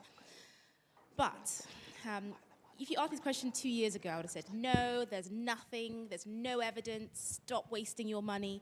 But actually, there's mounting evidence that collagen, supplementing with collagen can have some benefits. What we do know is if you drink collagen, there is no direct correlation to an increase in collagen in your skin. So if that's why you're using it, don't. It's not going to work. But collagen has been shown to improve or to reduce free water loss. That's what it's been shown to do. And that basically means that it helps your skin retain water. But so does a moisturizer. So if you find that you're using supplementing collagen and you've noticed amazing changes to your skin, nobody can discuss your skin journey. If that's working for you, we don't fully understand it, so maybe it is. But the evidence that we have so far that oral supplementation with collagen doesn't lead to a direct increase in collagen in your skin. Your body breaks it down and uses it all over the body and does lots of different things, some great. There isn't any evidence it's necessarily harmful unless you have an allergy to fish. And there are a few studies that show that supplementing high dose with some marine collagen in some people have led to fish allergies. But outside that, there hasn't been much evidence of anything else. Great, fantastic. I see a hand up here right at the front, second row. Yeah, there's a microphone coming to you. Lovely, thank you. Thanks very much to you all for a really good talk. I thought right at the beginning, the basics of the skincare, I thought I was doing really well. I was tick, tick, tick. And then you got to SPF, and I thought, oh no, I tend to just use that when I'm going on holiday. I currently use a moisturizer, but it only has SPF 15. And when you say 50, in my head, I'm just thinking of what I use on a holiday, the really thick stuff that makes your face go white and everywhere. Just wanted to know any particular brands you could recommend that would be like a moisturizer that doesn't leave the white film on your face. I think each of us should probably say our top two, maybe. Yeah, Dija, top two SPFs, or my top two SPFs. You can bury me in the Beauty Pie Featherlight SPF 50. I'll be very good with that. That's my absolute favorite. I also love the Glossier Invisible Shield. My only problem with it is that it's tiny. That's my only problem. And I'm like, I love it, but come on, guys, I just want a little bit more. On the body, I think it's called Chardonnay oil, which makes it sound hella bougie, but it's a beautiful sort of glistening body oil, and I absolutely love that. If I need to top up, and I've now gone, see, now I'm going off. If I need to top up my SPF, because it's sometimes, it is important to top up your SPF, I will go for the Ultrasun UV mist spray, and it just sits in my handbag, and and I'm good. So yeah, those are my top four, which you didn't ask for. Mine are definitely Bondi Sands. Bondi Sands, the face one is so good as a primer as well. And because obviously it's an Australian brand, so it's tested with like the harshest UV rays. So I always use that face and body. And La Roche-Posay, that one. Yeah. I like that one all over my body. So them two, but Bondi Sands, I don't think you guys would go wrong, and it's so affordable as well. So yeah. Team Bondi's. Yeah, I'm literally the same as Mariam. So Bondi Sands on my face and body, the fragrance-free version. And also, I'm quite into like Korean skincare. Mm-hmm. So there is one called the Cause X Aloe SPF, and it's Factor 50, and it's really good. And I feel like it's very black girl friendly. It doesn't give you that like blue cast. So Bondi Sands and the Cause X Aloe one are definitely top two for me. Give you like 50. But I would say, okay, if you've got oily skin, my two top ones for oily skin, Eucerin. If you haven't gotten into the Eucerin sunscreens, this is a great, very budget-friendly. There's literally one for every single skin type. Mm-hmm. If you've got dry skin, the oil mattifying one is fantastic. If you've got pigmentation, they have a pigmentation one. So that's great. If you have really dry skin, the La Roche-Posay is amazing. The other ones, Bondi Sands is one of my favorites for everybody. Other brands that are great, if you have really dry, irritated skin, Ultra Shield by Epionce is like a moisturizer. So if you're looking for a moisturizer that has SPF in it, or feels like that, then that's an amazing one as well. For the body, Sultan. Yes. Like Sultan, if you haven't tried that, there is no, it's literally like, is it 4 or 5 pounds? Yeah, and it's great for the children as well. It's great for children. There's no stinging eyes. It's completely mattifying. Again, they have lots of different lines depending on your skin type. So that's a brand. I would say for the body, definitely go something like Sultan. For the face, maybe spend a bit more. The one that I use every day is I use the VI Derm SPF 50, which is a mineral sunscreen. I love that. It's just something that I have very, very sensitive skin. Well, sensitive is the wrong word. My skin breaks out if I don't look after it. So that's one that I will use that's moisturizing SPF 50. But if you have pigmentation, one thing I would just advise, when you're looking at your sunscreen and you're trying to pick your sunscreen, look that it's UVA and UVB. So UVA is the thing that's driving hyperpigmentation. UVB is the thing that's driving burning for your skin. So if you have a lot of dark marks, you want something that has iron oxide in it as well. This will also help reduce dark marks. So these are the kind of things that you can look at when you're picking your sunscreen, not just the way it looks on your skin. Mine is Ultra Sun. I love the spray. I'm definitely a spray girl. And in terms of like, I get box sprays when I'm going on holiday. Malibu have come out with like a hairspray because I get really, really bad like something. So yeah, don't forget to spray your scalp honestly. So yeah, the Malibu is really, really good. Yeah. And yeah, I use like Bondi Sands and La Rouge. I kind of like mix them between the two. But Ultra Sun, in terms of if you're into more of a spray because you've got, you know, your skincare and your makeup on, go in with a spray. I love it. So I have 3 that I describe as the SPFs for people that don't like wearing SPF. So there's the Paula's Choice Youth Extending Fluid, SPF 50. That's amazing. It feels like nothing on the face. Dija mentioned the Glossier Invisible Shield, but it is only SPF 30 and it's tiny, but I can't give it up because I just love it. It's beautiful. And then there's also some SPF from Thank You Pharma. I think it is a Korean skincare brand as well, but that honestly is so lightweight, it feels like nothing. And it also works really nicely as a primer. Before makeup. So if you kind of want that dewy look without feeling oily, that's a really good one. For the body, I mean, I like the aesthetic of looking nice and like glistening on the beach. So I use the Caudalie have like an oil spray. Can't remember exactly what it's called. I think they've got a stand here, don't they? So maybe you can have a look, but they have this like body oil spray so you can like top up during the day, especially if you're on the beach, and it smells so good as well. So yeah, I love that one. I saw loads of people like on their phone, right, and stuff. So I feel like between the 6 of us, people will be well protected for years to come. Any more questions? I see the first hand I saw went up was the lady in the pink top here, at the front, 2nd row. Thank you.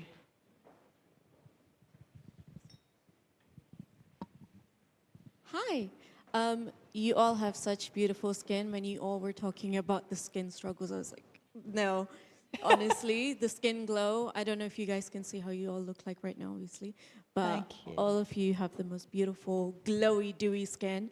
So my question is, my skin unfortunately changes with season. I think a lot of us have that problem. Especially in winters, my skin gets really dry. What is the one moisturizer that you all would recommend for that ultimate dewy, glowy look that I can see on everyone's faces right now? Who wants to take that first? Because I could give you a whole list, but I'm going to go straight to, I think Indiyah should go first. Dewy skin moisturizer. I would say, like, I don't really go for like thick creams because even though I do suffer from like oily skin, it is like a fact. Even if you do have oily skin, do keep up with like moisturizer and putting moisturizer on your face. But like I said before, I do love the CeraVe and the Relida Skin Food, but Skin Food Light because I just don't like heavy things on my face. But I just think, I guess keeping up with your moisturizer, like don't shy away from it. And if you need to like top up, then do that. Yeah. But those are my top 2. Okay. Yeah. Okay. Mariam, what would be your dewy skin moisturizer? So the one cream that I find the most dewy and gives me that glow is probably the Super Facialist Brightening Cream. It just does it for me, and it's very affordable as well, and it's hydrating. It just gives me this nice glow, and I always go for that if I want that. And I like the Ole Eriksson banana. The yellow one. The yellow one. Yeah, Yeah, that's how I know it, the yellow one. Yellow one. Dr. Ejikeme? So I wouldn't use a moisturizer to get dewy skin. If you put your moisturizer, you want your skin to do the talking. You don't want the oils or anything else to be doing it, because most people, unless you're one of these people that can put anything on your skin and your skin is just amazing, you're probably going to end up heading towards, if you're trying to get glowing skin from your moisturizer, clogging your pores. So I'd do two things instead. The first thing I would do, you've mentioned, you're heading towards the winter, your skin is losing its glow. Drop back, actually switching up your routine. Dropping down in your foaming cleansers and going actually to hydrate the skin by a more gentle cleanser, and then upping up your antioxidants. So I would add in the vitamin C. I would add in Floritin. This is something that will give you this dewy skin. So I would actually do serums rather than your moisturizer to give you that glow. So backing down on your cleanser, but maybe increasing a little bit of exfoliant gently, a couple times a week, so that then you're going to show, it's going to give you radiance without having to pile on a product on it. I tend to just stick to my Bobbi Brown vitamin C base, but they also have a more like hydration one that I use. But like you said, the serums, because I think obviously we're at home, we've got the heaters on. I mean, have we got the heaters on with the whole living crisis? Not this year, yeah, no. Not this year. We haven't got the heating on. Yeah, I bought myself a heated blanket the other day actually, but I tend to find, in the winter time, it's because of that I've got the heating, central heating on. So I would definitely say I try to like be more like into my serums and stuff in the night, and then I'll wake up in the morning, it's a bit more glow. But I tend to just still kind of stick to the same. Yeah. Evie, what's your winter skincare routine in terms of a moisturizer? Or how do you get? I think I'm similar to Dr. Ejikeme, where I don't really focus more on moisturizers because I'm very breakout prone. But actually, when I think my skin is dry, it's actually dehydrated. So what I do is I up the amount of humectants in my skincare. So those are ingredients that are really going to draw in water from the environment or from what you've put on your face before. So a hyaluronic acid, snail mucin, things with glycerin in it. And I tend to like layer light hydrating products more because I find it doesn't break me out. If you are using an exfoliant, maybe I'll switch to a lactic acid because lactic acid is really a great humectant as well. So it will exfoliate your skin as well as like hydrating it too, which is perfect.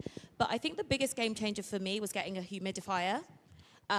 Sleeping with a humidifier on a few nights a week really is amazing because that just adds moisture back into the skin. So it will actually give your like hyaluronic acid and things moisture to actually draw into your skin. If you can, I think you can get them from Amazon for like £15 or something. If you can get a humidifier in your bedroom, I think that really helps for winter. Yeah, I think that's great. I think I'm with you guys in terms of I will focus more on if I want that sort of rich, glowy, dewy skin. I actually use the number 7 vitamin C radiance serum. That's what I use. I find that in winter, what I'll do is I'll always include a separate vitamin C serum. I don't use vitamin C all the time. It's not my favorite go-to, and I know that's like sacrilege in the industry. But I will only use it in the winter. I'll add it as an extra, and then I'll put my pigmentation serum on top, and that really just makes your skin pop that bit more. Another thing I've really gotten into is mists. Now, I always used to be like, waste of money. Why are we spending money on the mists? We should just be quick with your skincare, that way your skin doesn't dry out. However, a mist that I really love for helping to keep my skin hydrated, especially as the weather gets drier, is the Sable Labs toner. It's vitamin C, glycerin. It's got, and I'll confess, I actually saw it the first time. I was like, It just looks like it's going to just take up space. It's not going to do anything. And I have told them this, actually. And I was like, no, I'm not interested. And then they said to me, just give it a go. And I'm sure that was about 4 weeks ago. And I have really got into it. And it's just helps to keep my skin hydrated just that bit more before I go on and put another product on. And as I said, I don't know what juju you guys put in this thing, but it's working and it's doing something for me. So that's a really good way if you don't want to layer up heavy on moisturizer, go for the serums and mists and hydrators and humectants as well. Questions? Wow. Okay, I'm going to go over there because I've not been over there. The lady in the black coat, please.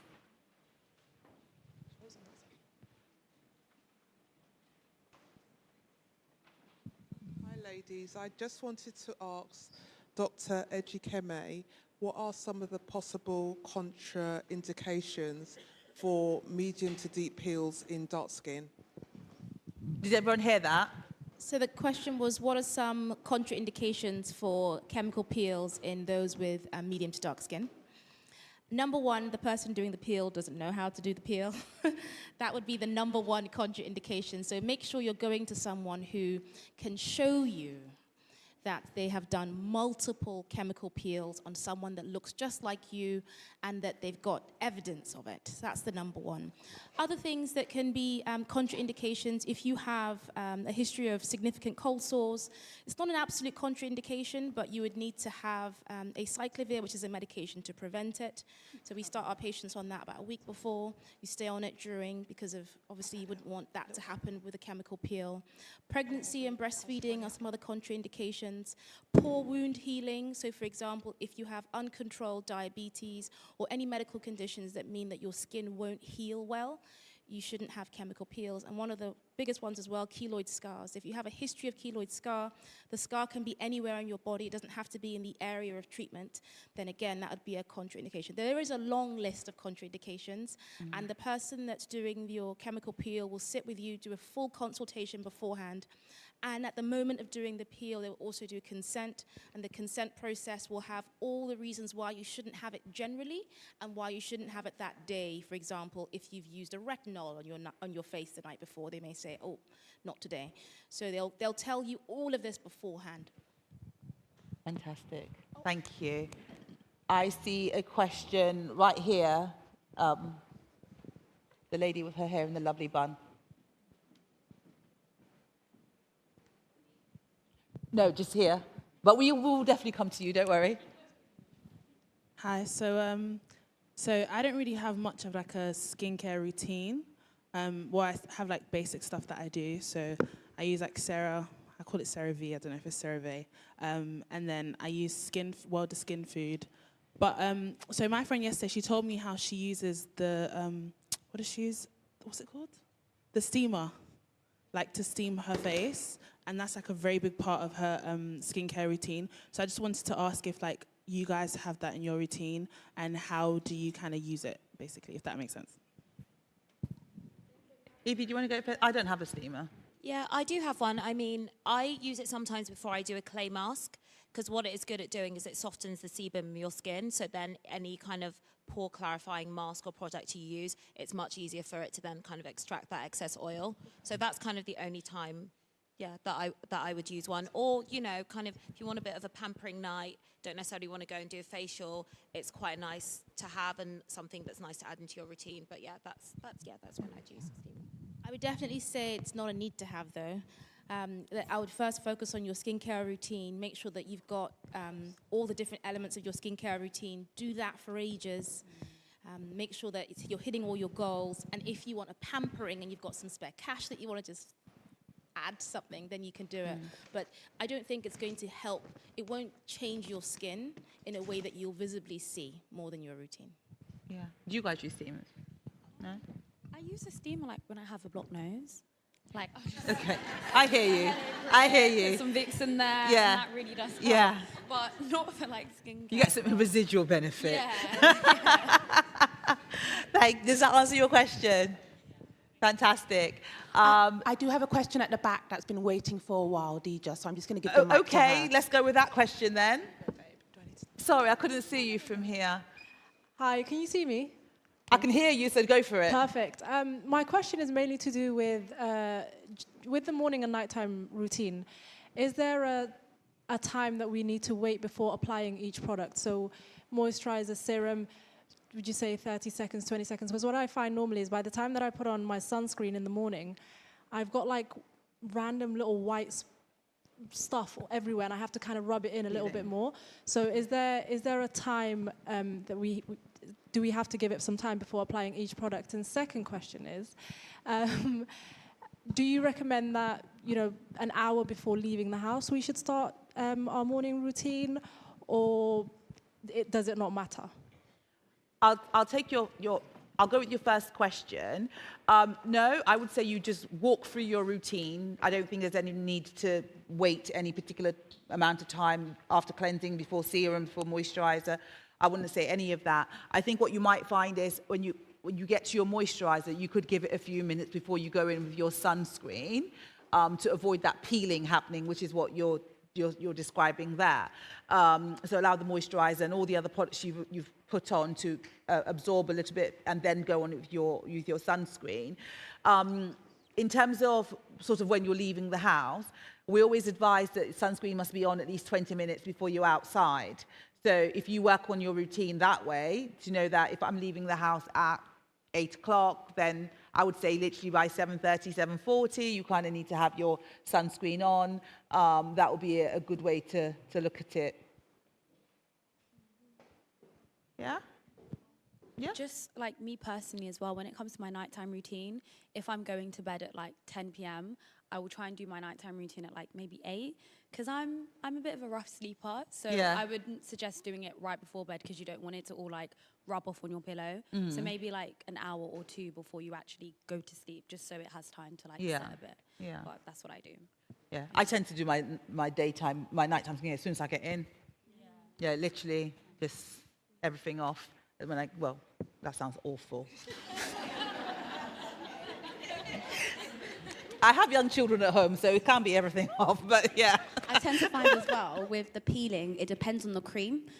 When I use a certain type of cream, the texture, and then I add like my oil or my nighttime mask, then I'll get the peeling. But if I don't use that certain cream, I don't have to explain the texture. It's like there's this kind of texture that I find when I use that, it affects the peeling. So maybe work out which cream has that texture, and then maybe. Just to that point, if you look at your products and they all say dimethicone, which is this type of silicone that they're formulated with, if you're using loads of products with dimethicone in it, then you will get the pilling. So just have a look at your products, and then maybe that will help stop that. Yeah, for sure. Any more questions? I saw this hand go up first. I don't know where to go with the questions. The lady in the green outfit here. Thank you. Thank you. Hi, everyone. I just wanted to ask, I already know we're not a fan of like concoctions and stuff on this stage, but like regarding products and like, those 5 products that you were talking about as part of your skincare routine, would you advise like sticking to purely bottled products, or like, because I know there's products like African black soap and aloe vera that you could maybe substitute in as opposed to a bottled product. So would you advise maybe having a combination of those, or just all products that you can buy on a shelf, basically? Like that come as like already made. Dr. Ejikeme? Dija and I have spoken a lot about African black soap. I've been cussed out so much about African black soap, so I'm not the best person to answer that question. So I think it's good to stick with products that have been formulated and you know how they'll work on your skin.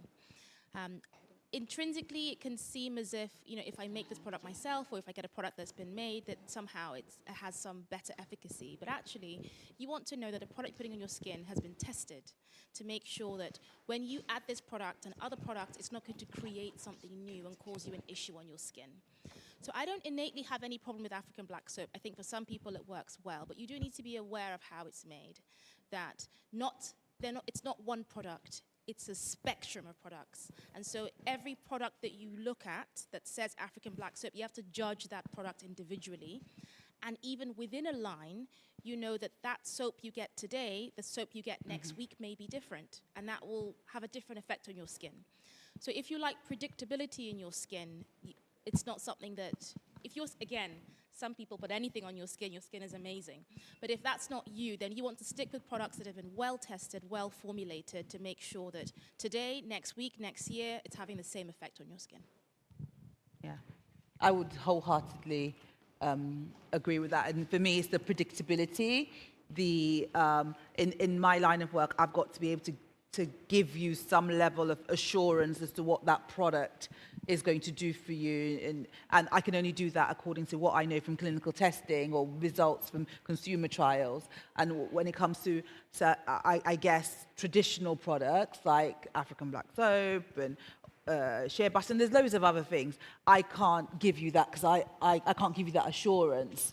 So therefore, I will always end up going for something that's in a bottle, tested, on the shelf, from a distributor. I like to have products around me that I can go back to the manufacturer and say, excuse me, sir, what's going on here?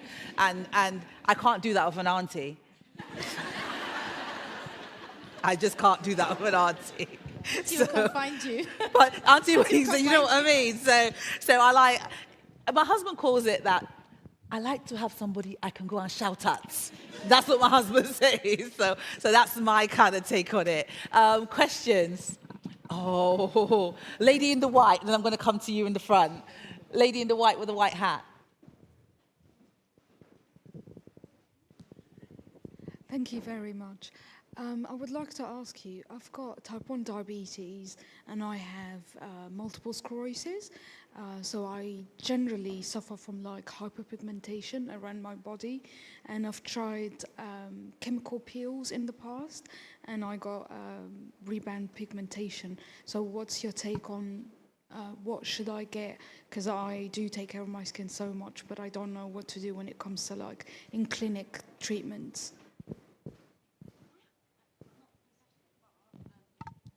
I'm not a professional, I'm not a specialist, but I don't know what you guys think about green pills. They're more on the herbal side, and I go to this woman, and she deals with people that have pigmentation and like back acne scars and all stuff like that, and it works. I've seen really good results. I've tried it. I had a really bad burn line on my forehead, and I'd done microneedling before. I'd done another treatment, I can't remember what it's called, but before I started the green pill, it just wasn't as effective, but the green pill was the biggest significant thing, and since then, like, I haven't not gone back because it's so good.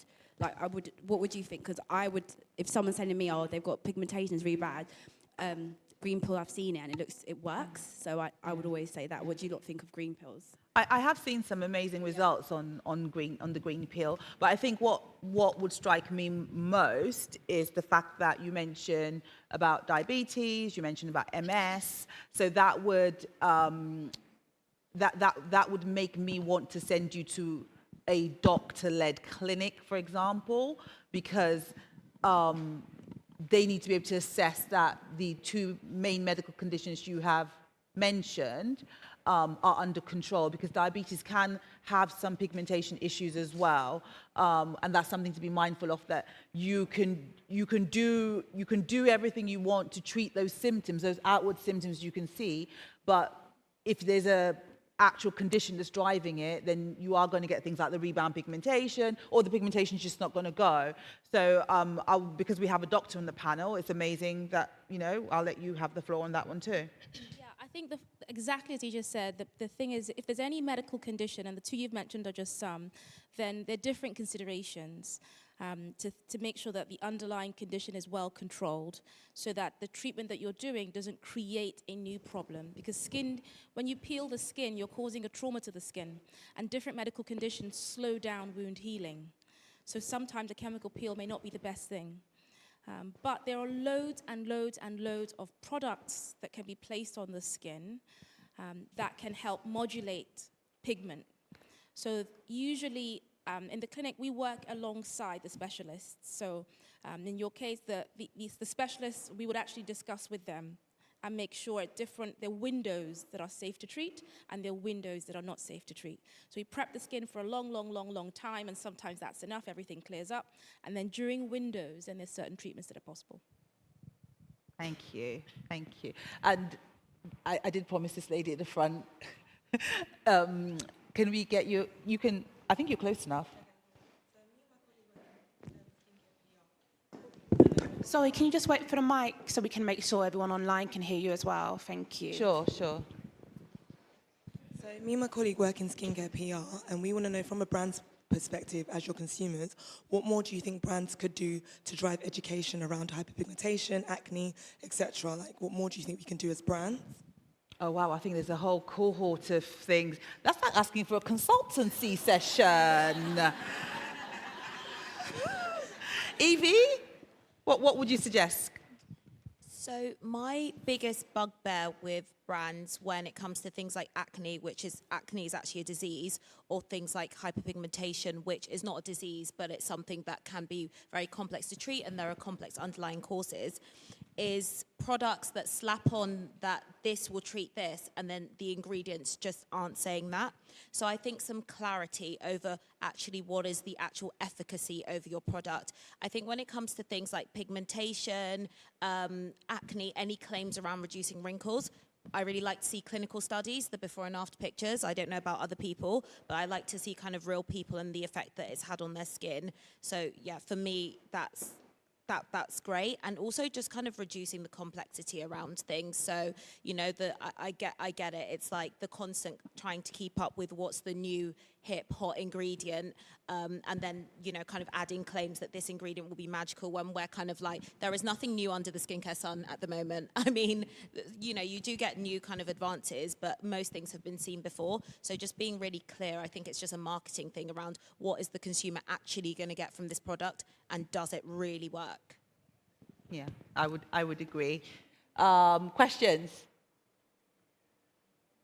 We're going to come here, and then we're going to go there. There's a microphone coming.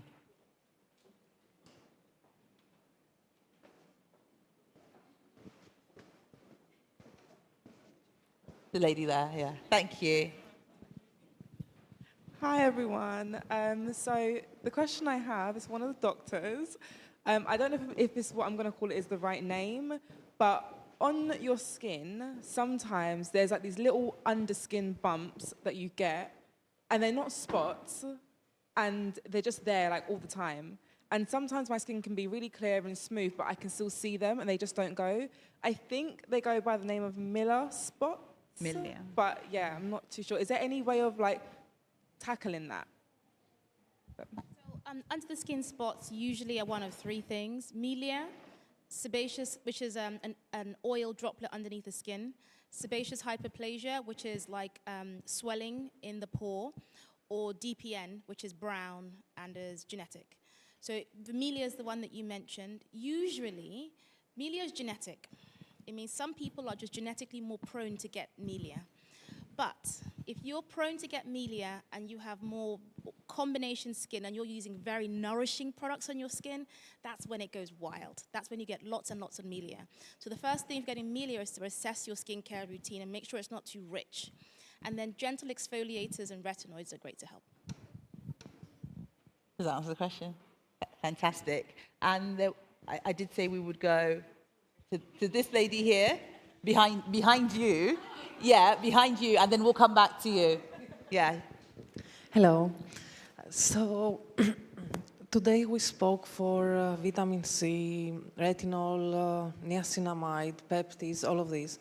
The question is any of these that we can combine together? Because there are people that they have causes that they can use them, two of them together, for example, retinol with niacinamide. And if there are any that we can use together, which of them are they? So combining ingredients together, what's the...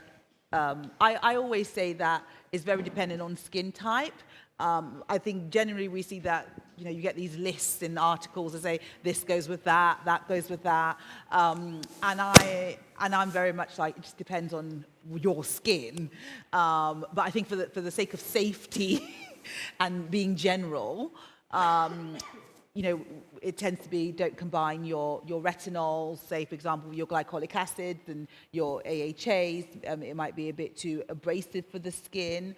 Sometimes they say don't even combine retinol and vitamin C, which I personally don't agree with, because you can use your vitamin C during the day and your retinol at night. So those two things don't even interact. But it's generally the acids and the retinoids people say advise not to combine. Anything further to add? Yeah, and why? My other question is why? Why combine them? Why are you adding the ingredients into your routine? It's so specific. Whatever your skincare issue is, your product should be specific to that. And depending on what your issue is, will tell you what you should use and why. And it's just as Dija said, you may have 2 issues, so you'd use one in the morning, one at night. And you'd use just one of them in your routine, as Evie said earlier, rather than one in every step of your routine. Yeah. And we've got a question here, just right at the front, yeah. And then, Thank you. And then after that, we'll do one more question, and then we have to wrap up the session. Sure. Cool. So I'm pretty kind of new to the whole skincare thing. I feel like since I've turned 30, I'm like, oh my God, I can't be using baby wipes anymore. But one thing I wanted to kind of go back to was the whole sunscreen thing. I think the oils and the serums and everything. Is it sunscreen? Can you wear makeup after that? Is it before primer, after primer? Girls, help, I don't understand. Mariam, I think you should take that because you have you do a lot of makeup and how do you do it? So if I'm wearing like a full makeup, I'll do the normal like cleanser and stuff like that. But I don't like to put too much. I don't like to fill 2 packs. So I'll go straight into a serum, and then I'll use my moisturizer and then my SPF. And because the Bondi Sands one is a primer as well, I just kind of usually leave that one, then I'll put my foundation because I feel like it's moisturizing, it's the primer as well, and it's like a nice barrier. I don't like to feel like the makeup's going on my skin, so that's why I like to kind of add like primer, moisturizer, all that before, because I like that barrier, so I'll do it just before foundation. Yeah. Good? Yeah? Did you say we had time for one more question? One more question. Yes. And I had someone in the middle here. Yeah? Go for it. Sorry. Hi, so I just wanted to know, I guess this is for Dr. Kemi. I just wanted to know what is the best products for ingrowns that appear under the armpits and like coochie area? Because I guess like hormonal imbalance affects the skin, the face, and then people sometimes the back, the chest, armpits, and then our private areas. So I just wanted to know. Thank you. Did you say what's the best products for ingrowing hairs or hyperpigmentation? Ingrowing hair. Ingrowing hairs. Okay, so with ingrowing hairs, to figure out first of all, why are you getting ingrowing hairs? Ingrowing hairs will happen for 3 reasons. Number 1, your hairs are curly. Number 2, lack of exfoliation depending on the body area, and the hairs are coarse. So the first thing is, if you're getting consistent ingrowing hairs and you don't want to have hair, laser it off. Get rid of the hairs. That's the biggest thing, because the more you shave and cut that hair, the hair has to find its way out. So if this is the top of the skin, one more hand, top of the skin, your hairs start here, and when you shave it, the hairs now have to find their way out of the skin. And when that happens, they curl. They curl even underneath the skin, and that bumps top of the skin, and that causes the bump. So ingrowing hairs is all about prevention rather than, yes, you treat, but prevention. So first, if you don't want to grow hair in that area, find a clinic that has an ND YAG, that's the laser that you want for dark skin, ND YAG, and get it lasered. If you don't want to laser, then you have to have a really good skincare routine. So you prevent it like this. You need to brush the hair. You brush the hair in the direction of growth. If you're getting it on your chin, brush it in direction of growth. In your groin, brush the hair in direction of growth. Use a salicylic acid or a lactic acid like twice a week, and then use a gentle tyrosinase inhibitor like Cispira or arbutin a few times a week. And this is how you can have hair in the area and not keep getting ingrowing hairs, but laser it off if you don't want to. Yeah. I would completely agree that. Just to like round it off, lasering completely changed my bikini line, my chest, my neck. Like, if I could show you guys pictures, it was so bad. I was so insecure. I'd have to put foundation on holiday and bake it just to look even. But laser, oh my God, if you guys can, 100% do it, because it just completely changed everything for me. So yeah, always say do laser. Fantastic. Oh, I do everything. And on that note, I just want to say, I have definitely learned something new today. I hope you guys have all learned something as well. And I think we definitely need to give a massive cheer to our speakers.